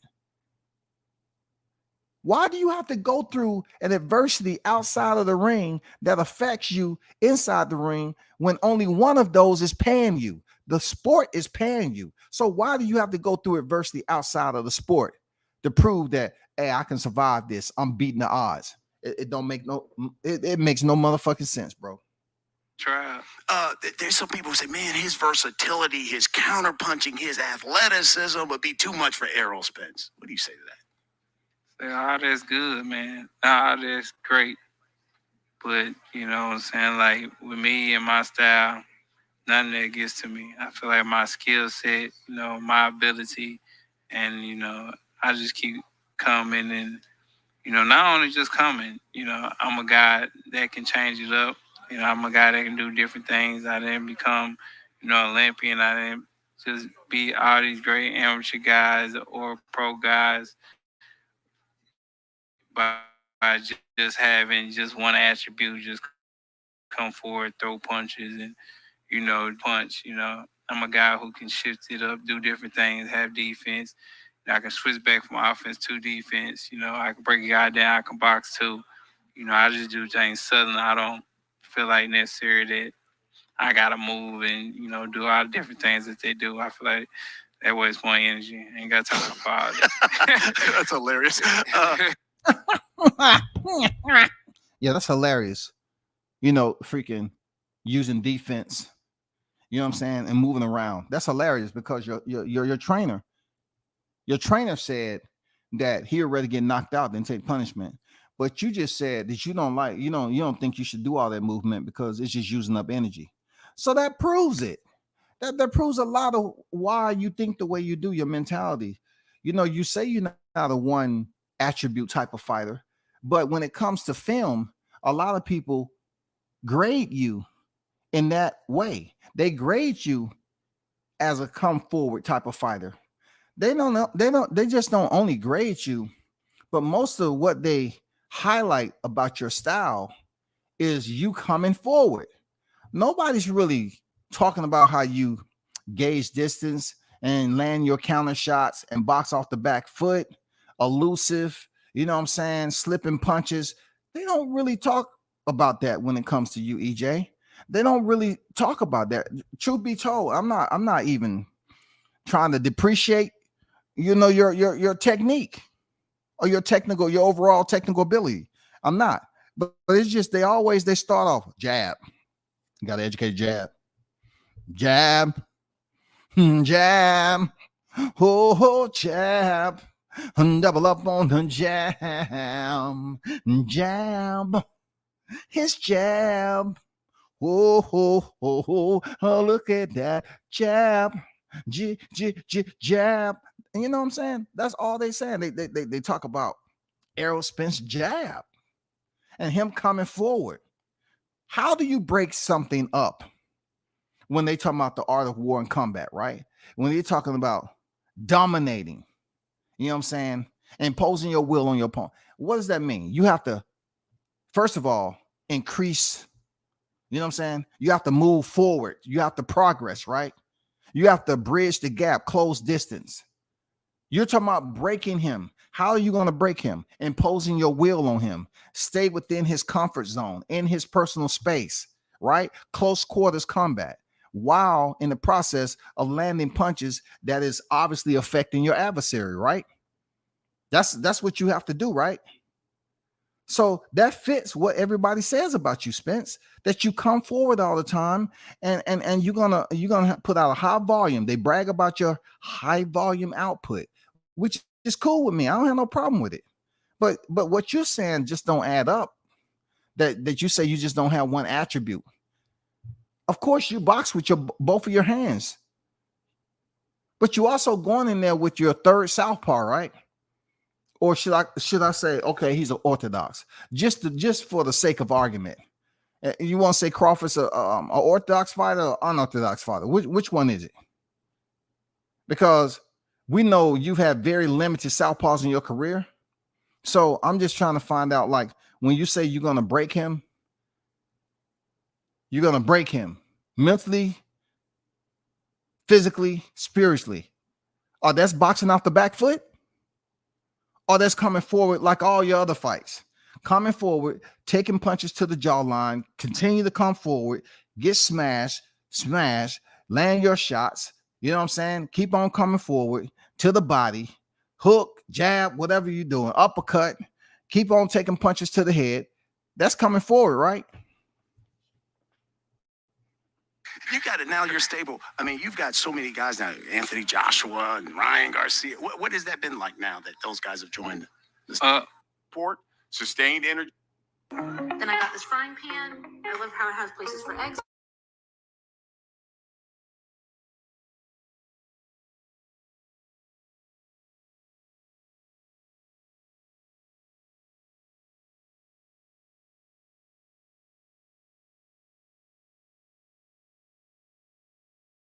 I'm able to take care of my kids and, do the great things out of life. So for me, it's just about, after this, I'm spending time with my family, taking my kids to Disney World and, just enjoying the fruit of my labor the right way I'm supposed to. And that's, being with my family and taking my dad. His dream is to go to Africa. So I'm taking my dad. Oh, nice. Yeah, I'm taking my dad to Africa and take my mom somewhere and just spend time with my family and just enjoy the fruit of my labor with my family, people who've been there with me since day one. All right, so we come to the last section of the last stand. You know the drill. I got to ask you a series of questions. Give me the first thing that comes to your mind. You ready? Yeah. Who is the biggest threat to the 147-pound division? Obviously you guys are at the top, but in the future? Is it Boots Ennis? Is it Virgil Ortiz?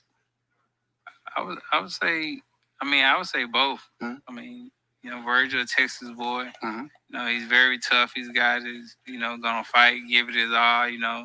I wish him the best through his I know he had a condition or whatever, so I wish him the best through that. But Jaren Ennis, he nasty too. Very skilled, very talented. Look like he's super hungry and dedicated. So they both gonna be a force to reckon with. More realistic fight for you in the future, Boots Ennis or Jamel Charlo? Well, Panamos. I love it. Already been there, done that. Talking about who paying the most. I already put the scenario out there years ago, right? I put out the scenario about them fighting each other. That Jamel Charlo loses his titles in the first one, gain them back. He'll be 2-time undisputed at 54 and on a Hall of Famer. I put it out there. You won't have to talk about paying the most because people would have came and seen that fight in Texas. Both fights in Texas. Or one of them could have been in Vegas. If you sold it good enough in the first fight, Spence could have solidified himself being a two-division unified champion. You know what I'm saying? If Al Haymon was really about doing business with the black fighters, he could have made that happen. He could have set that up real nice, invited them in the office and say, hey, this is what I want to do. I want y'all, to think about fighting each other. Not this homie shit.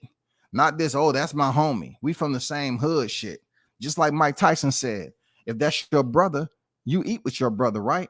I guess that's not the code in Texas because they could have very well made some money together. You know what I'm saying? In the meantime, we have to think about the inactivity. If the inactivity wasn't there, could they have pulled this off? Could they have pulled this off? You know what I'm saying? Could they have pulled this off? Him fighting Mel Charlo at 154. He said he's a natural 165, 68.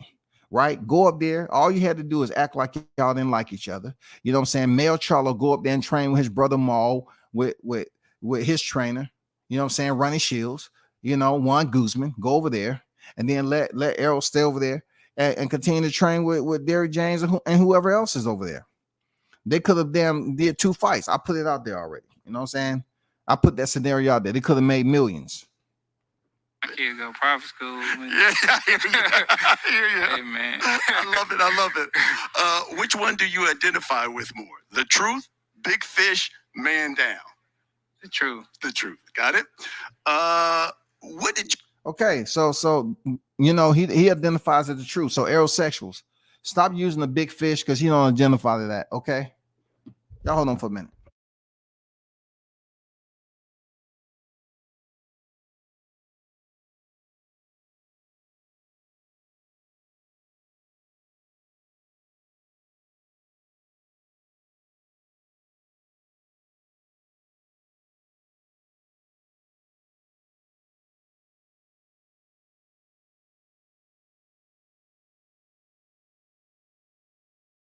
He identifies as the truth, not the big fish.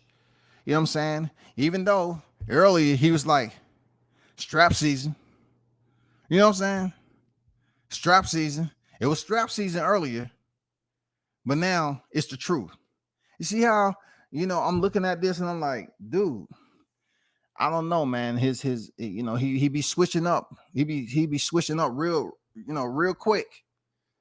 You think when Rolly Romero came here on the last stand and said No, I'm not even gonna go there, but I wanted to give y'all that take on the last stand because it was a good interview. Real talk. It was a good interview. I liked it. It was a lot to unpack. Hopefully y'all got some good out of that. You know what I'm saying? I still look at it as like, I still look at it and say that, Errol Spence does contradict himself along with his trainer. And it's just too many times that they sit up there and try to talk ill will about, Bud Crawford's resume and who he is as a fighter. He ain't fought nobody, but yet and still on the backside of it, you say you're going to be considered the best boxer, the number 1 boxer in the sport if you beat Crawford. You know what I'm saying? How does that work exactly? It makes no sense, man. It makes no sense. If I'm fighting low level competition, Where am I getting all this pound for pound rankings from? Should not even be on the list? Jesus Christ. I don't get it, bro. I don't get it.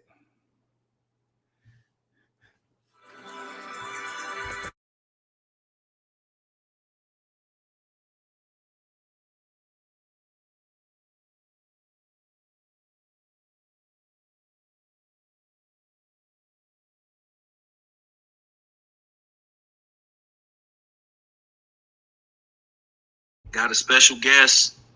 He decided to tap in. BernieThaBoxer. If you don't know who this is Town Business, Sports and Entertainment. Shout out to Town.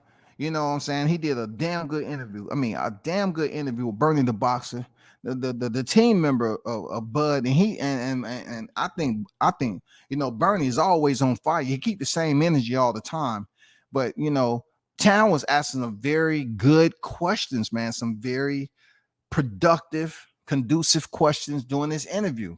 And what I liked about what Bernie did was that Bernie's in training camp with Crawford, but he wasn't in no rush, man. He was answering like he's been on YouTube before. My gosh, Showtime has pretty much had him on the show and a plethora of other people. But I like this interview last night because he asked all the updated current question marks, the curiosity. He presented it to Bernie, and you know Bernie gonna answer that shit, y'all. You know what I'm saying? So this is the second half. I gotta bleed over to BernieThaBoxer because it was a damn good interview by Town Business, Sports and Entertainment. Here, Bernie, how much time you got? Man, I'm bored to death, man. We could talk all damn day. All right, hey, Bernie finna give y'all some games, so you know what I'm saying? We finna cut them loose. So, hey, Bernie, tell everybody your Cash App because they need to make some donations. You know what I'm saying? You finna give this game away for free. So, you know, a little something. So, you know, he doing it. He did this for me, but for real. You know, everything is BernieThaBoxer, baby. Everything. My Instagram, my YouTube, my Cash App, everything is BernieThaBoxer. Bernie T-H-A Boxer. Bernie T-H-A, not T-H-E. T-H-A.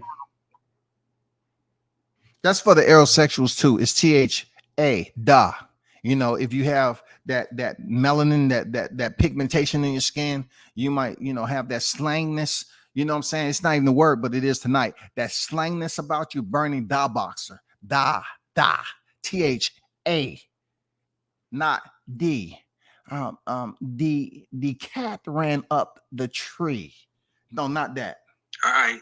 Hey, so Bernie, we gonna start with how's training camp going? Hold on, give me one. If I answer the phone, is that gonna be So y'all in Colorado? Yep. So you know, how's Bud on the house here? Huh? Bud on the house here. Got our own camp house. Oh, okay, cool. So no training in Las Vegas. No, we did that last month. Finishing up training camp here. Yeah. All right. They got that brilliant. They got that UFC center over there. That's a new thing out there. All the top athletes going out to that UFC. So that's where we was at last month. Okay. So it was important to note that they say they was out there training in Vegas last month. Not just putting out pictures now, but they was in Vegas training last month. May. Last month. May. That means Bud was already on the grinder training. That's why I try to emphasize a lot. You know what I'm saying? You need to give awards out for those who stay focused and don't put themselves in a position where they can say, oh, that was odd for me to be there, but I chose to be there. Yeah, so I just wanted to get, you know what I'm saying? I wanted to get an inside look on how his training camp going. Oh, by the way, Bernie had a Showtime. People showed up yet to do all access? Yeah. It's going. They already told you when they was gonna come out on the fights. They showed it's gonna come out, you know, whatever week it is. Yep. I think they're coming back week 2. They'll be back. I think they'll be back tomorrow to finish up. Oh, okay.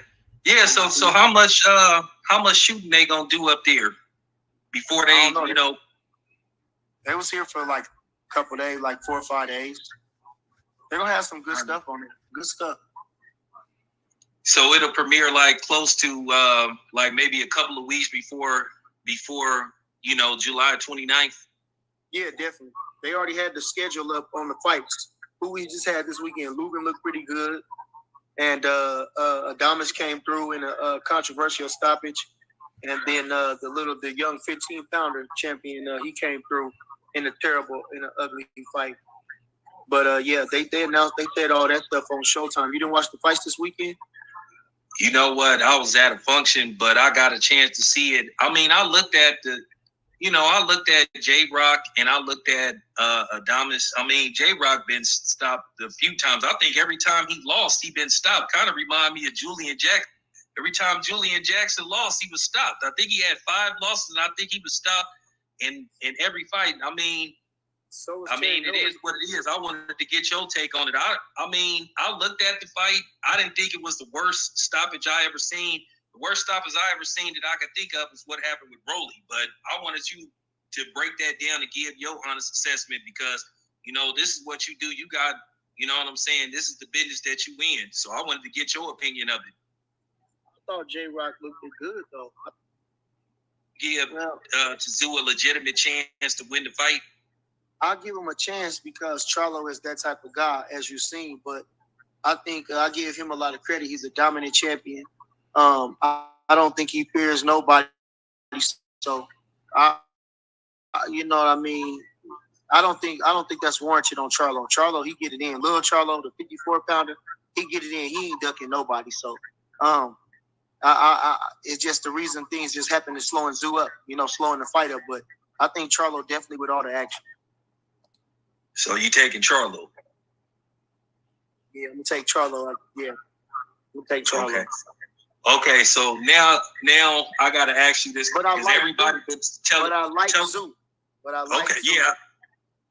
Okay, Bernie. I saw Tim Bradley. He did an interview on Max on Boxing because I wanted to get you guys' honest assessment of this because now everybody's talking about the signing of Canelo Alvarez to the PBC, and now some people are talking about basically, you know, Errol Spence and basically Canelo down the line, depending on what happens July 29th. And now Tim Bradley said that he was concerned about the officiating going into that fight with, you know, Spence versus Crawford. And I wanted to get your assessment. Are you guys even worried about that? No. I haven't voiced that concern, haven't heard that concern because, you know, like I say, Bud is a dominant fighter. So we're looking for a dominant performance, you know, like I say, we're looking for a dominant performance and we expecting the judges to do the best that they, you know, to do their job.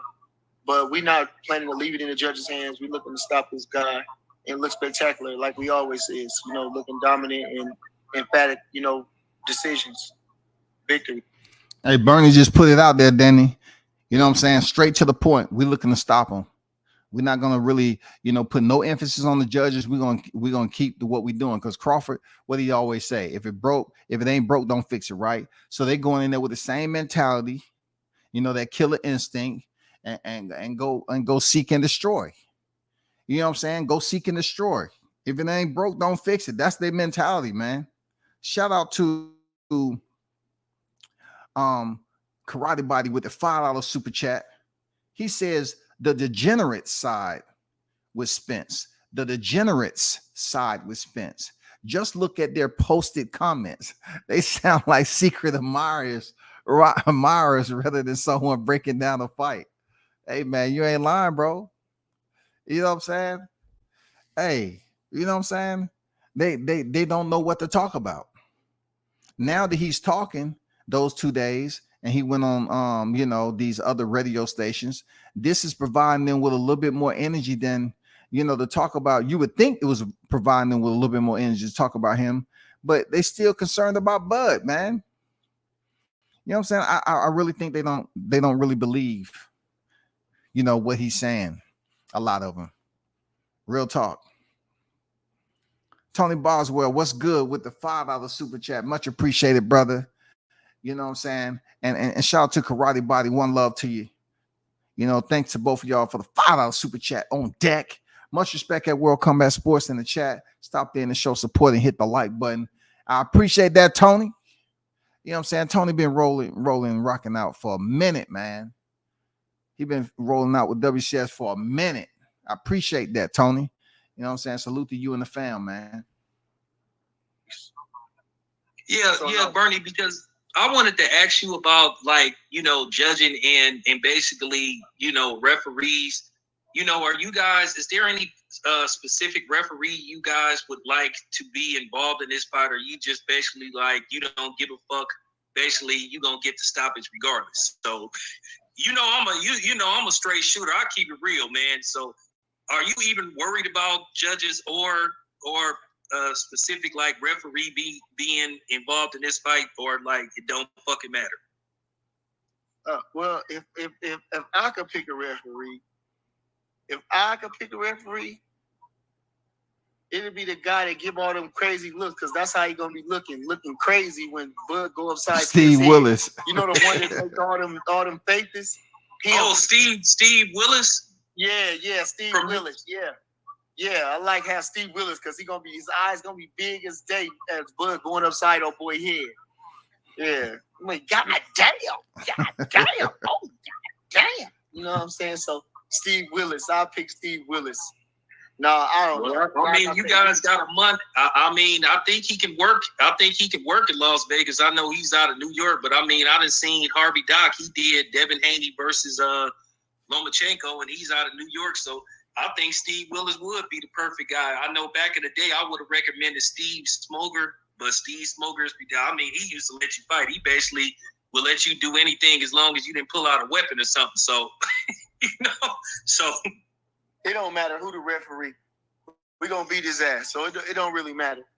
Like I say, no, we ain't worried about nothing like that. You know, I mean, if I could say anything, it'll be for gamesmanship or whatever. But no, Bud ain't worried about that. We going there to win decisive. You ain't watched the BET Awards? Nah, hell no. Going to get revenge towards the content creators that were disrespecting you? Anybody in particular? No. You know, I didn't already handle most of them face to face. You know what I mean? And you know, when you see me, you know I'm gonna be the same guy. But you know, you just kill them with success. You know, they really just upset. You know, especially with me, because I tell the truth. I came and invaded on their little thing. You know what I mean? And so they kind of probably feel threatened. You know.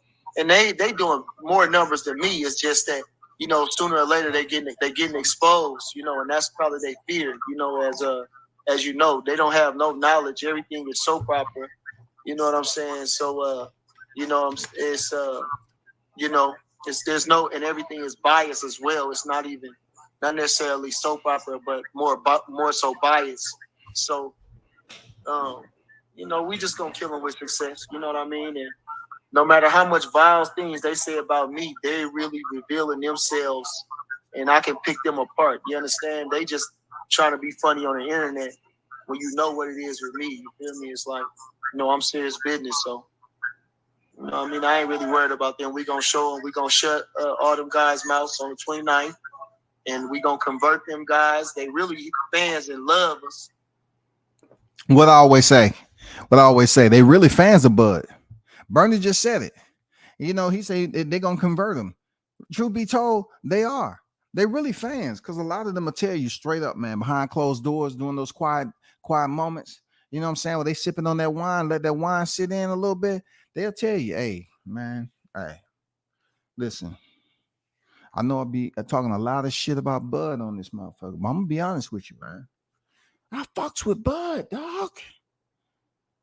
No. Yeah, man, I fucks with Bud.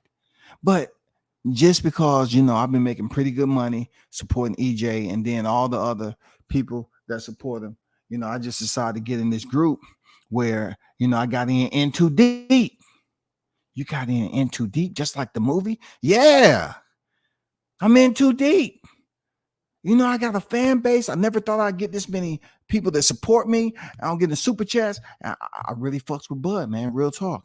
All this shit, you know, that Bernie's saying, you know, that we be going to him about. We really fucks with Bernie. Hey, we really fucks with T Bud, man. We just don't know how to get ourselves out of this, man, because I know everybody's gonna turn on us that support us heavy right now. Man, it's a lot of cats that's pushing this, you know, narrative and these wheelbarrows with square wheels on them and shit. The ones that's walking around here with a handful of problems. You know what I'm saying? They can't get a grip on life. They don't know why they can't. You know what I'm saying? You keep on holding on to the wrong shit, especially in this boxing game. You holding on to the wrong shit, man. For real. Bernie told you straight up. He said, I handle most of these people. I've seen them in public. I believe him. But you know what I'm saying? They want to go along with the go along. Feel me? Just in case.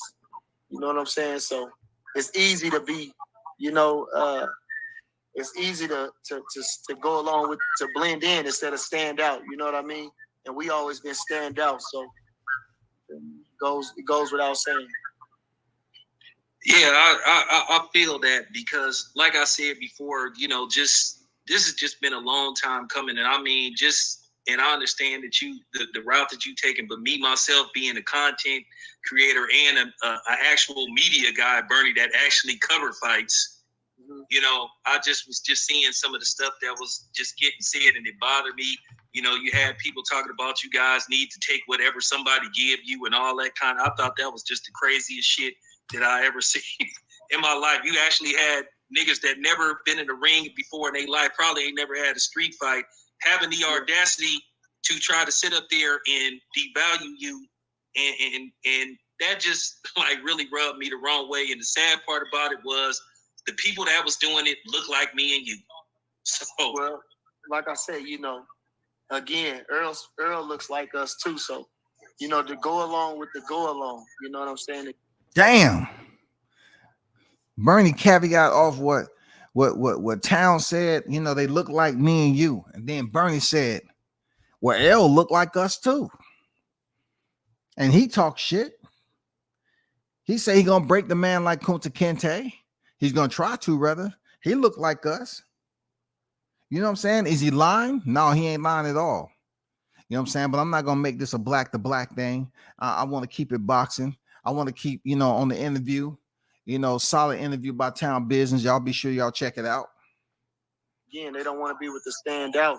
They want to be with the stand-ins. You understand? So, you got even people in your own hometown. You know, you got people that moved out your hometown that live down there that's going for him, or you know, you even got your own hometown people doubting you. So, again, you know what I mean. But if you watch Bud's story, you can't help but root for him. You understand? Just like they had the documentary on Mahmoud.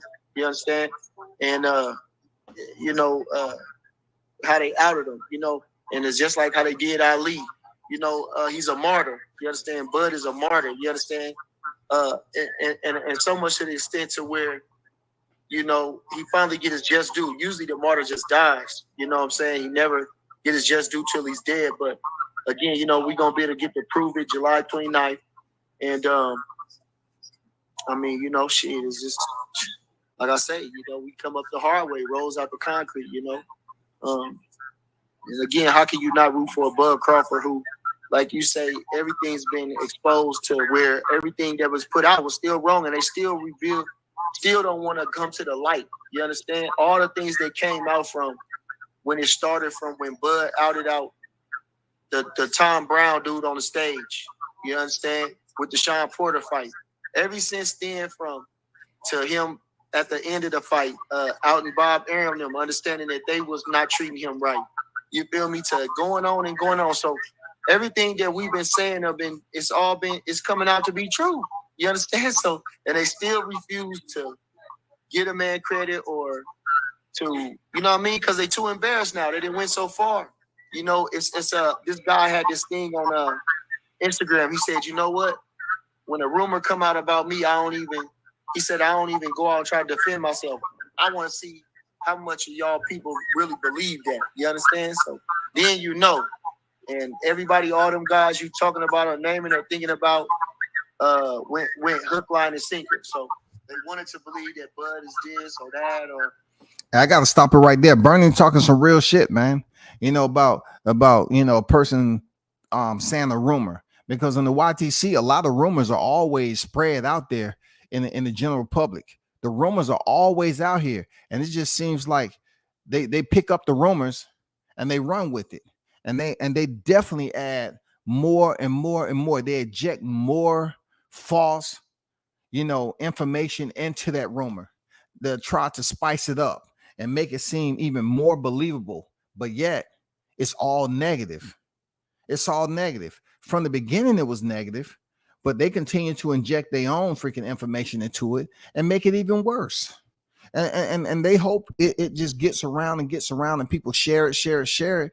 And that's how defamation, that's how smear campaigns are run. And we've witnessed that on the YTC. We've witnessed smear campaigns when the target was Bud Crawford. We witnessed it. So Bernie ain't lying. You know what I'm saying? He's not lying, bro. Like, yeah, they can say what they want, but what good is it to defend yourself all the time? Let's see how many people believe it. You know what I'm saying? And that's the whole purpose of the rumor starters. You know what I'm saying? The ones that are the instigators. They will take it and put their own spin to it and continue to put it out there over and over again. It was all this for whatever reason, but you know what I'm saying? No matter the outcome on the 29th, Bud is a true champion, a dignitary of the sport, an ambassador of the sport, a real throwback fighter. And you understand? I'm just glad to see him get this just due. And truthfully, I think that again, Earl Spence is a foil in the plan to our greatness. To propel him to that status. If like I say, the hard luck story we got, Spence been packaged. You understand? He's a package. He's a product, and to be bought and sold. And and I think the expiration date is up on him, the 29th. I wanted to ask you about. Bernie said the expiration is up July 29th. The expiration date is July 29th. Like that. Spence's style versus Bud. What flaws do you see in Errol Spence that you think Bud will be able to basically exploit, come July 29th? That's a good boxing question. Even though they don't want to give away the game plan, though. You know what I'm saying? It's a good boxing question. I'm not gonna lie. It's a damn good boxing question. Looked at Errol Spence, and Errol Spence said that he's gonna come straight to you guys once the bell ring. You're gonna step. So if that is true, how do you guys counter Errol Spence's relentless attack that more than likely he's gonna try with Bud?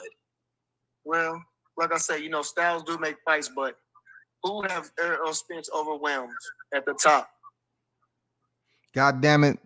BernieThaBoxer, a scholar, man. I'm telling you, the historian. Look how easy. You need to look at the video. Like, look how easy he answered that. It was no frowning up. It was no, getting riled, as we call it. Powering up. He said, listen, who is Errol Spence?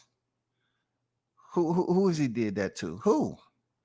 If you can start explaining that, then we got a conversation. Then we can start talking. But who has he did that to? Who has he just ran through? And that's what we want to know. Who has he just ran through, though? I mean,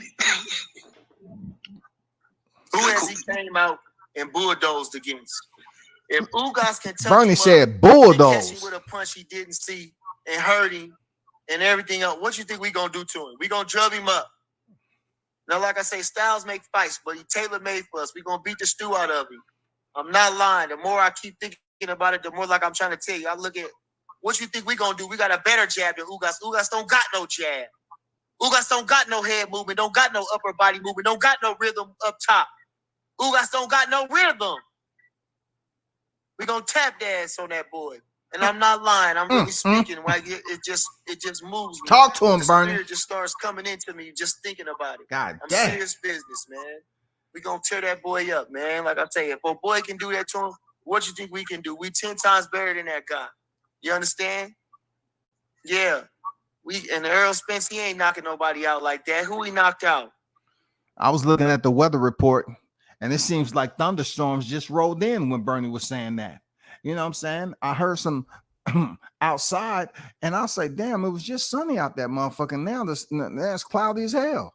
I think Bernie summoned the boxing guards right then. Bernie was talking some real strict, sharp, serrated shit just then.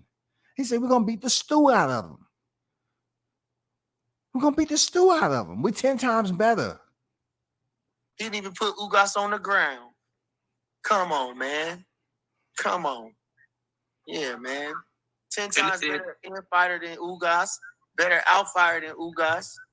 Better, stronger than Sean Porter. You seen how we did to him, how we did with him. The man tried to discredit talking about what he did. That's his fault he didn't get in the ring. What kind of dump? That's a suicide move. And you know what they did? They saved him perfect. His daddy did right. You understand? He saved him. He saved him as he did. Saved his son. Because he was going to get uglier. You understand? So, what shit. That just tell you. Hey, Bernie on the road, dog. I told you this was a damn good interview, man. You know what I'm saying? Good, very, very good interview with Town Biz and BernieThaBoxer. And Bernie said it was going to get uglier. He put the on that. He said, if your daddy didn't save him, it was going to get uglier. More about them. They were sellouts then. If Sean Porter went out and did that, him and his daddy both sellouts. What you think? If we just gonna go in there, we not ready against the best fighter in the world. It don't matter. It don't matter if we done been around a couple times. We prepare for every fighter the exact same to be in the best condition to win. That's what Sean Porter's resume, right? So if he didn't do that on his own self, and his father put that, what that say? They sold themselves. That was on them. But what we did? We got ready to the 10 times best of our ability, and we executed him from round one. You understand? So that's on him. Now, like I tried to say too about Earl Spence, folks in our hometown trying to talk about what he did and how he looked tremendous in those fights. But we gonna make him look ordinary. That's interesting that you brought that up, because you guys have stopped everybody since you made your way to 147, and you made quick work of Kell Brook, and it looked like easier work. You made, you stopped Sean Porter, something that nobody was able to do. And you look at the stats, Bud's defense. Wait, before you say that too, I want you to understand this too. Okay. We was able to keep him in check. We kept him in check. I think Kell Brook kind of kept him a little in check too, but we kept him in check. You understand? Everybody else, he maul him, take him all around the ring, got him ducking the head, moving all around. You know what I'm saying? Running him around, doing the four corners with him. You understand? Not with us. You understand? Not with us. Yeah. So who started? I mean, Bernie, do it to a certain extent. Do it kind of like piss you guys off when they don't give you your props? They told you guys to fight Kell Brook. They said you was ducking him. You fought Kell Brook. You stopped him in 4 rounds. They told you to fight Sean Porter, and they accused you of ducking him. You stopped Sean Porter. Then they come with the excuses. I just want to give you a chance to respond to that, because this is the perfect outlet where you can freely say what you need to say. Because one thing I told Bernie, I'm not holding the brother back. He can say whatever the fuck he want to say. So for real, I just wanted to give you a chance to respond to that. Well, like I said, I give it to him straight every time. But that's just hate, man. Come on, that's just hate. When they want to stay in the darkness. They live in darkness, man. They can't look at themselves in the mirror and tell themselves the truth, let alone, you understand? So there you go. There you have it. And I really truly believe that, like I said, some people just, man, they ain't happy with themselves for real. They're not comfortable with who they are. They just, sad and pathetic people. It's a lot of them out there. Now, some of them got a lot of money. Some got a lot of fame. Some of them don't. Like the ones on the internet bothering me all the goddamn time. they probably ain't got shit going. You know what I mean? Really, they living life and regular probably ain't wanting for nothing. I can't say, but they really don't got nothing going. You feel me? Like nothing going. Maybe a comic book collection or something. But they ain't got nothing. They ain't got nothing going. Bernie said maybe a comic book selection. I believe so. You know, the people hate collection. It's gonna be always when it's truth. It's always gonna be less people with the truth. Go along every time. They want to go along. They want to go with what the perceived winners is. They want to go with the winners, what they think is the winners. You understand? And like I say, no matter what Earl Spence has done, they didn't put him at the pedestal to try to make him as this, like I say, a packaged product. They carefully construct. Carefully. It's his myth. His thing is all built off Mayweather. On supposedly jumping Mayweather in a sparring session. That's what kicked off his popularity, is him jumping on Mayweather. And then they'll go, here come the train right along with him. But he got to precede him. They had guys like Keith Thurman, Danny Garcia, you know, bringing a new, like a WWE type of thing PBC did with boxing. You understand? Bringing it on regular television. Sundays and different times they was doing it was regular television, and they got the WWE thing, right? I think they the one started now. You don't even come out with your team no more. You come out by yourself. You understand? Trying to make it so much entertaining. You understand? So, you know, you got regular people looking at something. You know, it's boxing. Everybody gonna tune into a fight. Then you got these young, talented guys. You understand? Young guys. You know what I mean? So man, come on, it was a no-brainer. So you know them guys, they on American television, free TV. So you know these guys, and they got Earl Spence coming up right alongside him. But then, like I say, you got him using the Mayweather attachment to him. He jumped on Mayweather. They blew that out of control. So, you know what I mean? They perfectly placed him. But when it was his time nothing happened. You know what I'm saying? Yeah, that's pretty interesting because, you know, I'm glad that you spoke on that. And I wanted to get some clarity on the whole showdown, or basically, you know, Bud and Derrick James exchanging words, you know, when Bud like pulled up to him. I kind of wanted to get you. This is another good question because this was a talk, you know, people was making mention of it, you know, because I tell people all the time, like with Team Crawford, I've seen Crawford in several places, and he's not the one to just walk around with a gang load of security at all. You know, that's just not how people look at him. So when this incident occurred with him crossing paths with Derrick James, you know, you could take it for what it is. But one thing we do know is that Crawford was like, you know, he was about to smoke. He was about to shit. You know, he turned and he said, like, what's up? What you trying to do? What you trying to say? But, you know, of course, the aerosexuals, they ran with it. Like Bud was trying to punk Derrick James like he was out of line, out of pocket. You know, it's always wrong when it comes to them. You know, they wanted to call, you know, and you know, a mediator over there. No interpretation, because I didn't want to misconstrue what went on, and I didn't want to put no fake news or push a narrative. I just wanted to hear from you. I'd rather talk to somebody that's involved than sit up there and just make up shit. So I wanted to get your, you know, thoughts on what was up with that. Well, I think that you know, from what I watched of it on the video, I think that, which I didn't ever really talk to Bud in depth about it, but when they mentioned, he was just like saying something like, yeah, something happened. But from my, you know, Bud was just standing in the walkway, and Derrick James had to pass him. So, you know, Bud said what's up to him. You know what I mean? Like, just said what's up to him. But old boy probably wanted to scoot past him. Now, I'm not saying, I don't know exactly what happened. Want to scoot past him. You understand? And I don't know. Bud shit just, I think he probably said what or something. Bud said what's up, and he said what? You know what I mean? And kept walking. So Bud, you know, definitely followed after him. All that shit. You know, I don't know. Any rate, like I said, I don't know. I don't know. But again, you know, shit, I couldn't say. But then what he call him, a stupid motherfucker? He said, damn, you silly motherfucker. He sound like me. I swear to God, he took that from me. Because Bud don't talk like that on everything. I get probably because what old boy, you know, was just acting dumb and shit. I don't know. So it's like, damn, motherfucker, I said, what's up to you, silly motherfucker? Damn, you know? Like, damn, I'm saying, what's up, you ugly motherfucker? God damn, you don't see, I'm just saying, what's up? You getting all nervous and shit because you see me, bro. Everybody got that bug, got this, like he's this aggressive guy, you know, like he's this really mean type of guy when he a cool type of guy, but you can't play with him. You understand? You can't play with him. Man, you can't play with him. And he didn't told the people who he is straight up. He didn't told them already. I'm this type of guy, you know. I'm a fan of this guy. I'm a fan of boxing, you know. And like I say, these two personal guys, because they was talking shit to me. A lot of folks don't talk crazy to Bud. You understand? But these two guys stood out. Lundy, Benavidez, you understand, was talking shit to him in a more personal way, which got their ass whooped. You understand? So Earl Spence know which way to cross.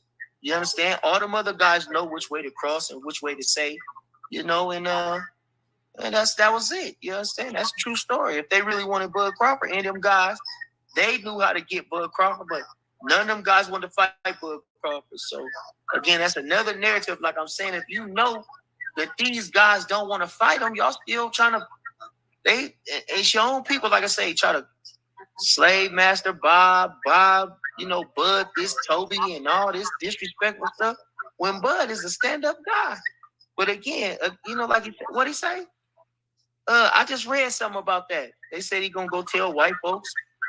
You understand? He gonna be the first one to tell. They gonna go tell white folks. So, I mean, you know, we all worst enemy, but at the same time, you know, the truth still come out, and they still hate the truth. So, I can't say, you know, July 29th, you know. Hey, that's kind of funny, Bernie, that you brought that up. I mean, y'all, you know how I get down, because it was kind of funny, because I remember some of them remarks, because, you know, I had to feel the brunt of that too. People calling me a sellout because I was covering top ranked fights, covering you guys. It's kind of funny. But as soon as that picture of Jerry Jones, you know, Jim Crow Jerry Jones at that Jim Crow rally, basically keeping black people from entering high school, and Jerry Jones came with this goofy ass story on why he was there. I didn't see pretty much Team Spence talk about it, or none of his groupies. But these are the same people that were calling you guys out y'all names. So I found that ironic, and shout out to my boy World Combat Sports for being the first one to break that story out with Jerry Jones. But all the pro-blackness went out the door when the Jerry Jones thing, and Errol Spence still ain't addressed that. But he's still sitting up, you know, doing business with Jerry Jones. So I think basically I feel a lot of hypocrisy went on, and I felt you guys were vindicated. So, you know, I just wanted to put that out there, because that needs to be said. The truth always come out, you know, it come to light 9 times out of 10. And like I say, you know, we still here and we seeing it. It's coming out, but again, the people still don't want to come out. Again, that goes to my opinion that they don't have any class, they don't have any substance. You know, he might have had on a nice suit, but it's more just like a dressed up garbage can. You know, just the whole MO was a sellout move. You know, the whole MO was probably not on the surface, but underneath it was just a sellout move. Like you say, this guy was a product. He's a packaged product. We purposely moved him to these steps. We purposely put him here to get to this point. You understand? So, and they would do that by any cost, you know, by any means. And if it was to align themselves with the Cowboys, Cowboys don't give a fuck about no Earl Spence. But, you know, if it was to allow them to try to get them in a higher light, you know, of course, you know, I mean, yeah, they'd do it to try to have a up and whatever, to try to fluff the numbers. Like they say, they got the machines doing numbers for shows, for music, songs. They got, you know, just a machine behind them. So, I mean, you know what I'm saying? That's just how I treat fun and games over there. And, you know, but anyway, the cream rise to the top. And here we go, July 29th. Make sure y'all tune in. You understand? Get your ticket. Buy the pay-per-view. Invite everybody over. Have a good time. It's going to be a huge event. Yeah. Okay. So you know, Bernie, you know, come July 29th, if you guys are victorious, I have to say if I gotta, I gotta keep it, I gotta be fair. I don't want to make it look like, I'm on somebody's payroll, but I'm saying if you guys are successful, what's the next move? Are you guys gonna stay and defend the undisputed at 147? Or are you going directly up to 154 and you looking at Charlo or Tim Tszyu if they fight and Tim Tszyu beats Charlo? I kind of want to know what's like the direction that Team Crawford is going. Well, I think Bud already sent that out. He said that Charlo was on the radar. But, again, we not overlooking Errol Spence. It's a tough task. I mean, a tremendous fighter, a high volume puncher, pressure fighter, come forward all the time, in your face, sledgehammer jab, wrecking body puncher. So we can't look past this guy. Even though he's a product, he still is a good fighter and a human being. Talk is cheap. He didn't prove himself in the ring against everybody he's been up in there with. And at the end of the day, that really what matters. What type of guy he is or what type of, his morals or whatever that standard is. That doesn't matter inside the ring. It can show up maybe, but like I say, that's not necessarily gonna be the end all to be all. So we preparing for the best Errol Spence. We ain't taking no shortcuts. And like I say, we just looking to come victorious, however it is, whether it's a unanimous decision, split decision, a knockout. You understand? We just want our hand raised. We're gonna make sure we do that. Bernie, do you think, people will give you guys your credit because, if you're victorious, do you think you guys will get the credit that you deserve? Do you think excuses will be made about, the car accident, inactivity, and, this kind of stuff, and he wasn't focused and he hasn't fought in over a year? Do you think that people will just give you guys y'all credit if y'all win this fight without making no fucking excuses? Because if you win, you should get all the credit in the world.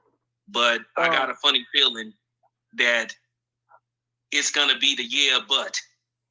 Well, one thing you got to do is you got to know who you are. And I think Bud Crawford know who he is. Team Crawford know who they are as a whole and individually as same. So,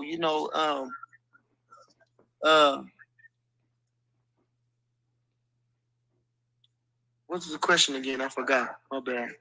I just, I just wanted to, know if you guys win, they will give you credit and they won't. I'm talking about credit. All the we don't need validation. That's what I was trying to say. Yeah, we don't need validation. It doesn't matter. People are always gonna talk. Like you say, they talked about Jesus. But the fact will remain. You understand? And Bernie said they talked about Jesus, man. He said they don't need validation. You know what I'm saying? I like the answers. He's not really trying to prove anything to the naysayers. Like he said, he already been there, done that. He said, we don't need validation. We pretty much understand what our value is right now. We know how good we are. We know how great we are. We're trying to become greater. That's what we're trying to do. We're trying to become greater. And that's in July 29th. It's just another step, man. Some good responses, good question proposed by Town, and, good answers by Bernie, man. Real good answers, man. The thing about Bud that I'm so grateful for is that he did, get a chance to succeed to high expectations. Like I say, undisputed champion, 2-time lineal champion already. If we get this victory, we would be a 3-time lineal champion. Like they say, that's rare space if you watch Max on Boxing. Only a couple fighters like Pacquiao, Mayweather's that won lineal titles in different divisions like that, where was the man. So, it don't matter really what people say. People gonna always talk. They're always gonna be talk, and you got to know who you are within yourself. So, like I say, as a whole we know, and as individuals we know. So, all this stuff, slick talking and saying funny things, that shit don't really matter. You know what I mean? It's just talk at the end of the day. You know what I'm saying? They wish you could be where we was at. Wish you could accomplish things the kid accomplished. And I mean, shit, what else can I say? I mean, he beat the best. We going 40-0. That's gonna be our 40th victory. That's a milestone. Our 40th fight, huh? Our 32nd knockout, 31st knockout. You understand? We going on the.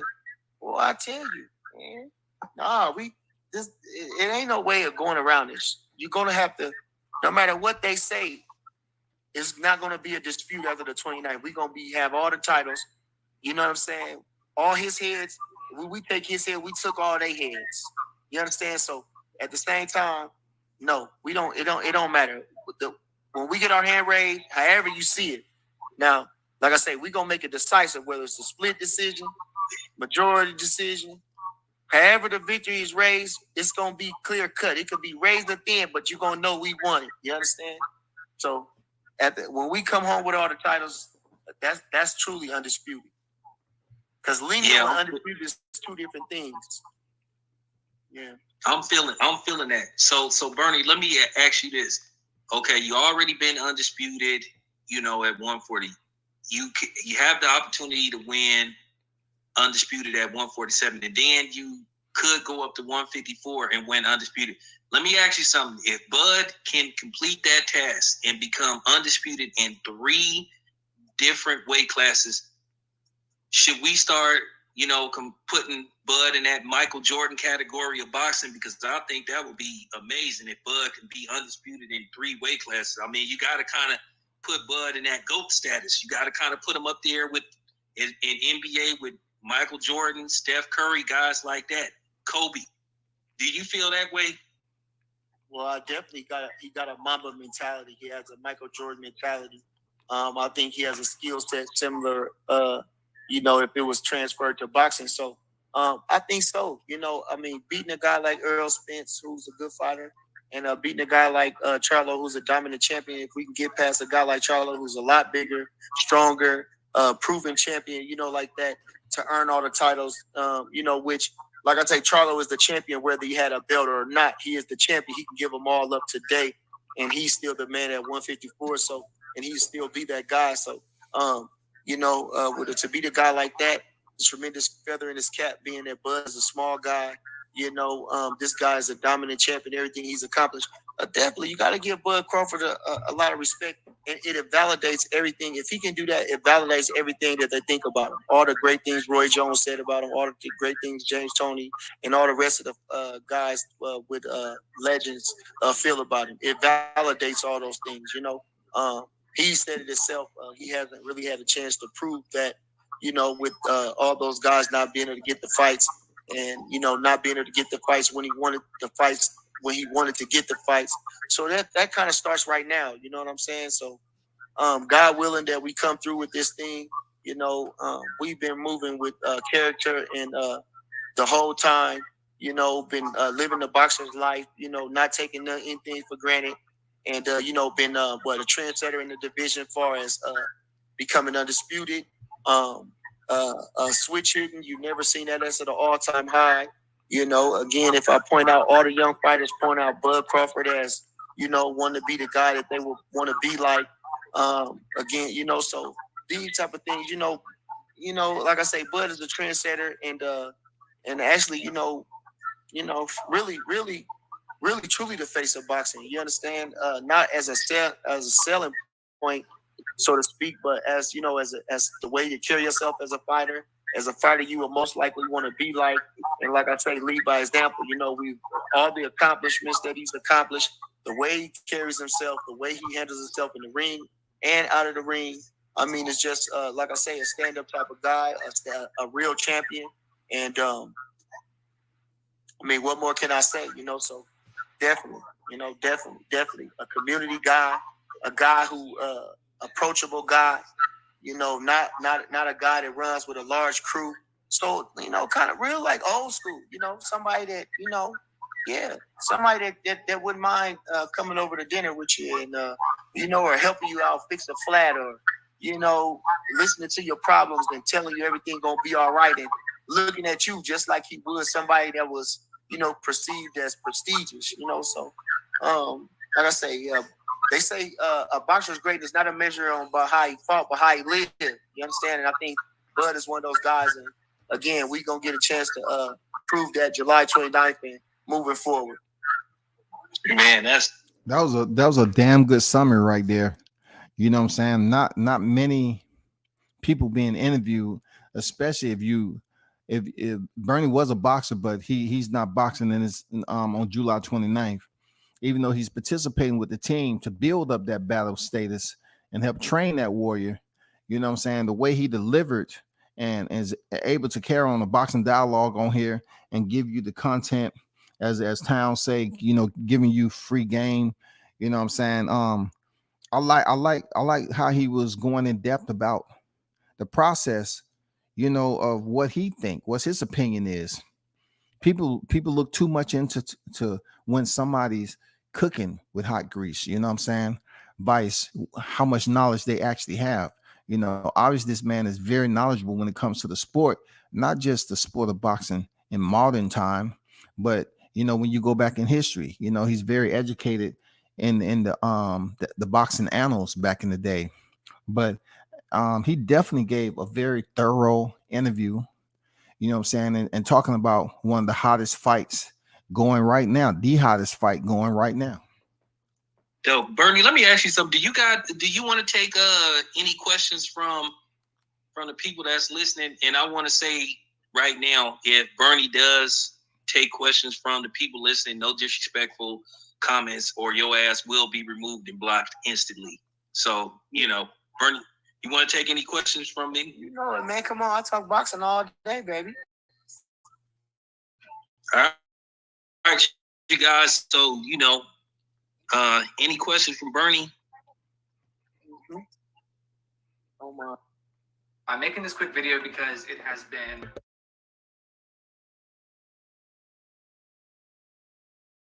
Which is fine with me. You know, love for you love. I don't mind. Okay, Bernie, I'm going to go ask you this question. My boy Damien wants to know if Bud is successful versus Spence and Floyd came out, would y'all consider fighting Floyd? I mean, that's a no-brainer. That's a passing of the torch for sure.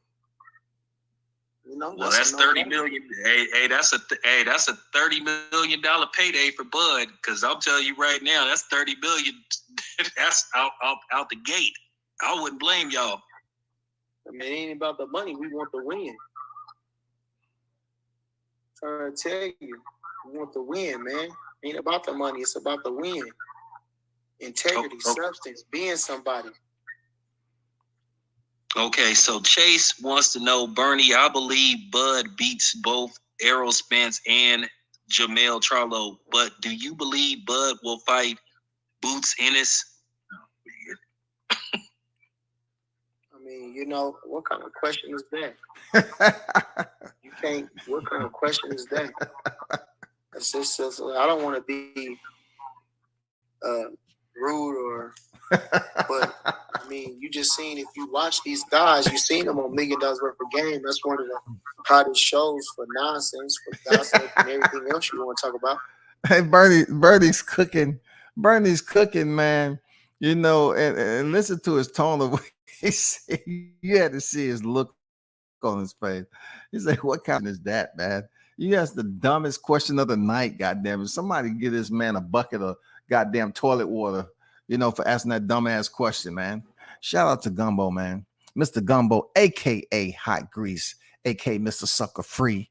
$10 super chat in the building. He said a boxer isn't measured by the way he fights, but by the way he lives. I thought that was fire too, Gumbo. You know what I'm saying? I thought that was fire too when I heard him say that. You know what I'm saying? It's absolutely. It was what it was, for real. No doubt. It was what it was. It hit home, didn't it? Because especially with this fight, well, we speak about how Bud's been living. You know what I'm saying? How he's been handling himself inside and outside the ring. That's extremely fitting when it encompasses what I talk about, what many people talk about when it comes to Bud Crawford. A lot of people, you know, support him by the way he conducts himself outside the ring.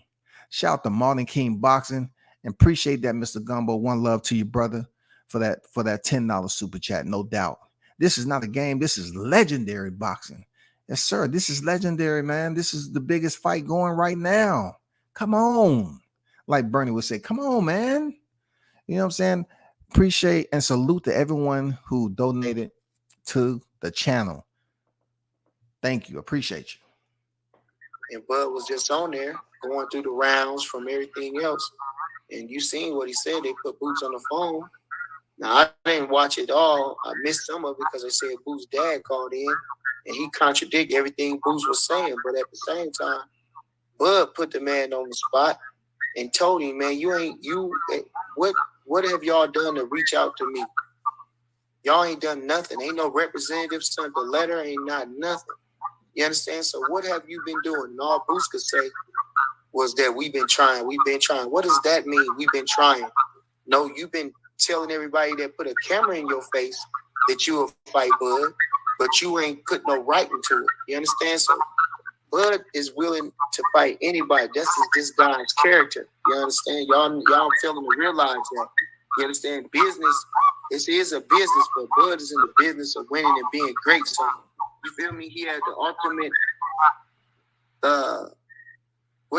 confidence in himself. You understand? So he's shown that time and time again, from being called up to moving up in weight 1 week before the fight to fight Prescott, going over to England to fight this guy, fighting Postal, who Danny Garcia ducked away from, paid a step aside fee, so to prove who he is, so this we been separated from Top Rank just to try to get this fight, and called this man on the phone personal, not waiting on no damn representatives and you reach out to this, you understand, to get the Errol Spence fight. So again, Bud is not ducking and dodging nobody, and like I say, not putting out no false narratives, and don't have to make himself bigger than what he is. You understand?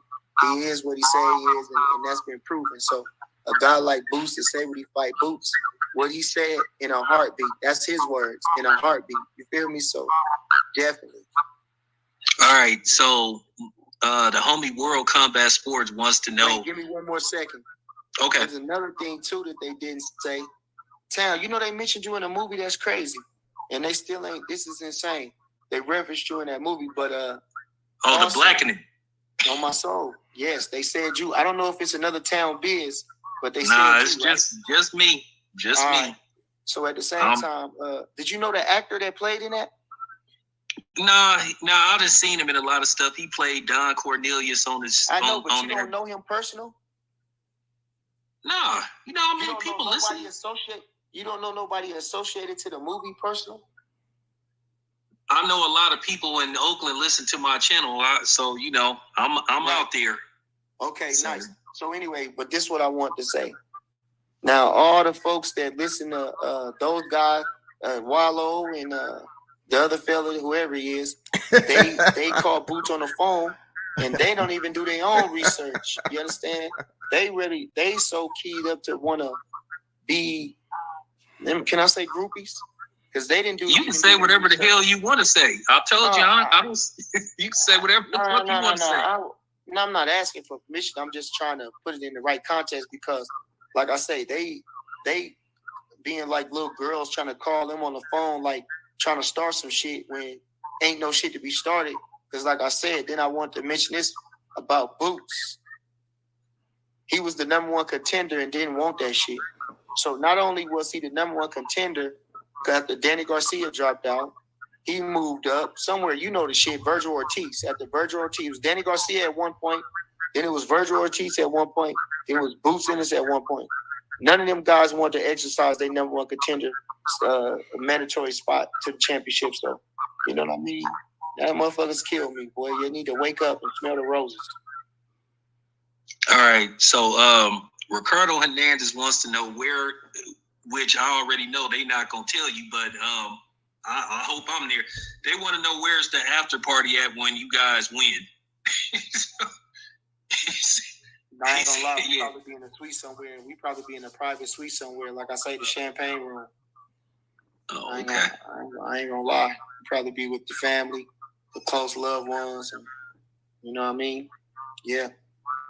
Hey, Bernie, y'all just make sure, y'all hit me up. I'm going to come there and, take a couple of pictures and, get up out of there. I'm going to be roaming around somewhere, but, y'all tap in with the boy, town.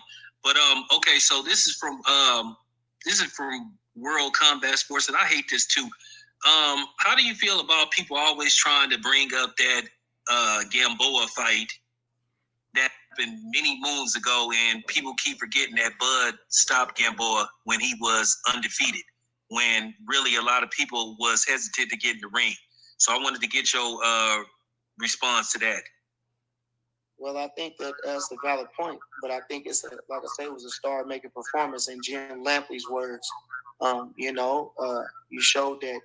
You got to understand that too. I mean, if they want to say about Bud getting rocked, you got to first think too. Anybody not getting caught off guard, you understand, can or too cocky can get hurt. Anybody can hurt you in that ring, So to get wobbled or whatever, we still had the wherewithal to switch southpaw and get through the fight. Like you say, we stopped them in dramatic fashion. Fighters get hit, fighters get stunned. That's part of boxing. But he's always came back. Joe Louis got dropped a lot of times. Trinidad went down a lot of times, and Sweet Pea, for all his defensiveness, got dropped a lot of times. So, his punches might seem a little bit more dramatic when he gets hit, but he still hasn't been on the ground. He still hasn't been wobbly for a certain amount of time, or really been hurt in a way that So, I don't mind it. It just shows his mettle. You understand? It shows what he can do coming back. So, and if anybody want to use that to Earl Spence's, again, Earl Spence ain't a good finisher. He's proved that he's not a good finisher. So if he do in fact we end up hurting Bud, I mean, I don't expect him to finish him, because to say he's not a good finisher, Mike Garcia. Okay. I don't know what he's gonna do. I don't got no faith in him. Everybody that support the kid, I'm gonna go live on Tuesday, $2 Tuesdays. You know how I do it. You understand? So catch me at Instagram at BernieThaBoxer. Catch me on YouTube at BernieThaBoxer. You understand? You know who it is. You know what it is. It's yours. Yeah. It's Bernie the Boxer, and I'm gone. Catch me at Cash App. You know what I'm saying? Everything, Bernie the Boxer, everything. BernieThaBoxer, everything. You hear me? I appreciate you, Bernie. You welcome here anytime. Man, shout out to Town Business. Town Biz Sports and Entertainment for an outstanding in-depth interview with Team Crawford, Bernie the Boxer, who also was a professional boxer. You know what I'm saying? Shout out to both of those guys, brothers at that, putting out a very thorough interview. I think that's one of the most thorough interviews since the news has broke for the fight date. I guess, it was a perfect time, being that both individuals had had ample amount of time on the clock. Bernie wasn't in no rush. Town wasn't in the rush. And then the questions that was asked, and also the answers that was given, man. Just like Gumbo said, it was very profound to hear Bernie mention and say, boxer isn't measured by the way he fights, but by the way he lives. That was some real, true to life measurements that has been spoken on when it comes to these two individuals. Why? Because people do look at it like, the conversation about the accident and everything else that goes along with that. Okay, how are you living? You know what I'm saying? Why are people doubting him? You know what I'm saying? I mean, a lot of people are doubting due to how he was living outside the ring. A lot of people are behind Bud and supporting him by the way he's living outside the ring and what he's performing, what he's doing inside the ring. You know what I'm saying? That's just the way it is, man. You know what I'm saying? That's just one thing that you can pretty much check the box on. Damn good interview. And then those of you that's been tuned in the whole time, man, shout out to y'all. Shout out to the people that's in the building, the listeners that's in the building. Continue to support the channel. You know what I'm saying? This was a 2-part live stream. The first half catches on the playback game, the replay game rather, or the playback game, and then also hit the playback on this interview that Town Biz Sports and Entertainment put out there. Also, a very, very, very good interview, man. And I'm gonna get to a little bit of comments, but not all of them. It's just impossible to get to all of them. Errol Spence versus Terrence Crawford officiating is not going to even be necessary. Crawford is going to knock out Errol Spence. Power in both hands, physically stronger, and wrestler problems for Spence. It seems like Wayne knows what he's talking about. You know what I'm saying? I feel the same way. I feel the same way, man. You know what I'm saying? I feel the same way. Real talk.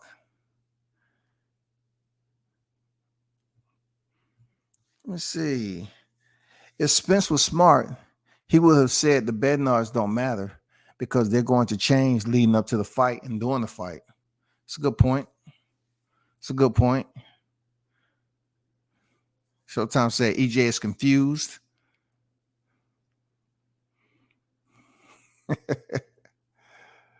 Damn it, they need to fire that interviewer and hire either Coach Malachi or WCS.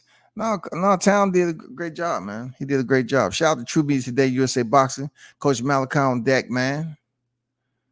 You know what I'm saying? But all y'all that tuned in, man, it's like 2.5 hours I've been on here. I'm not going to run it too long. Real talk. I want people to be able to hit the replay. Hey, shout out to the ones and salute to y'all for the comments. Thank you. Thanks for the participation. Make sure you share the content if you feel like it. Hit the thumbs up on the way out. You know what I'm saying? We sitting at only 43 likes, and it's more than that in the building. You know what I'm saying? You know what I'm saying? We could definitely hit the like button just a little bit more, and get them numbers up, because we do live in a simulation of numbers each and every day. You know what I'm saying? All you got to do, all you got to do is just run the cursor over there, tink. You using the mics, or you just tap it with your goddamn thumb. You know what I'm saying? Any type of biometric shit. You know what I'm saying? Just hit the like button, man. But y'all hold it down. You know what I'm saying? Y'all hold it down. Salute to everyone. Andrew Charles on deck. What's good with I see you, bro? You know what I'm saying? Y'all hold it down. D-Ray Promotions. Be sure to hit the notifications if you sub to the channel. And once again, salute to the ones, the warriors, the soldiers who sub to the channel. Not sub to the channel, donated to the channel. You know what I'm saying? Shout out to y'all. Until next time, I'm out.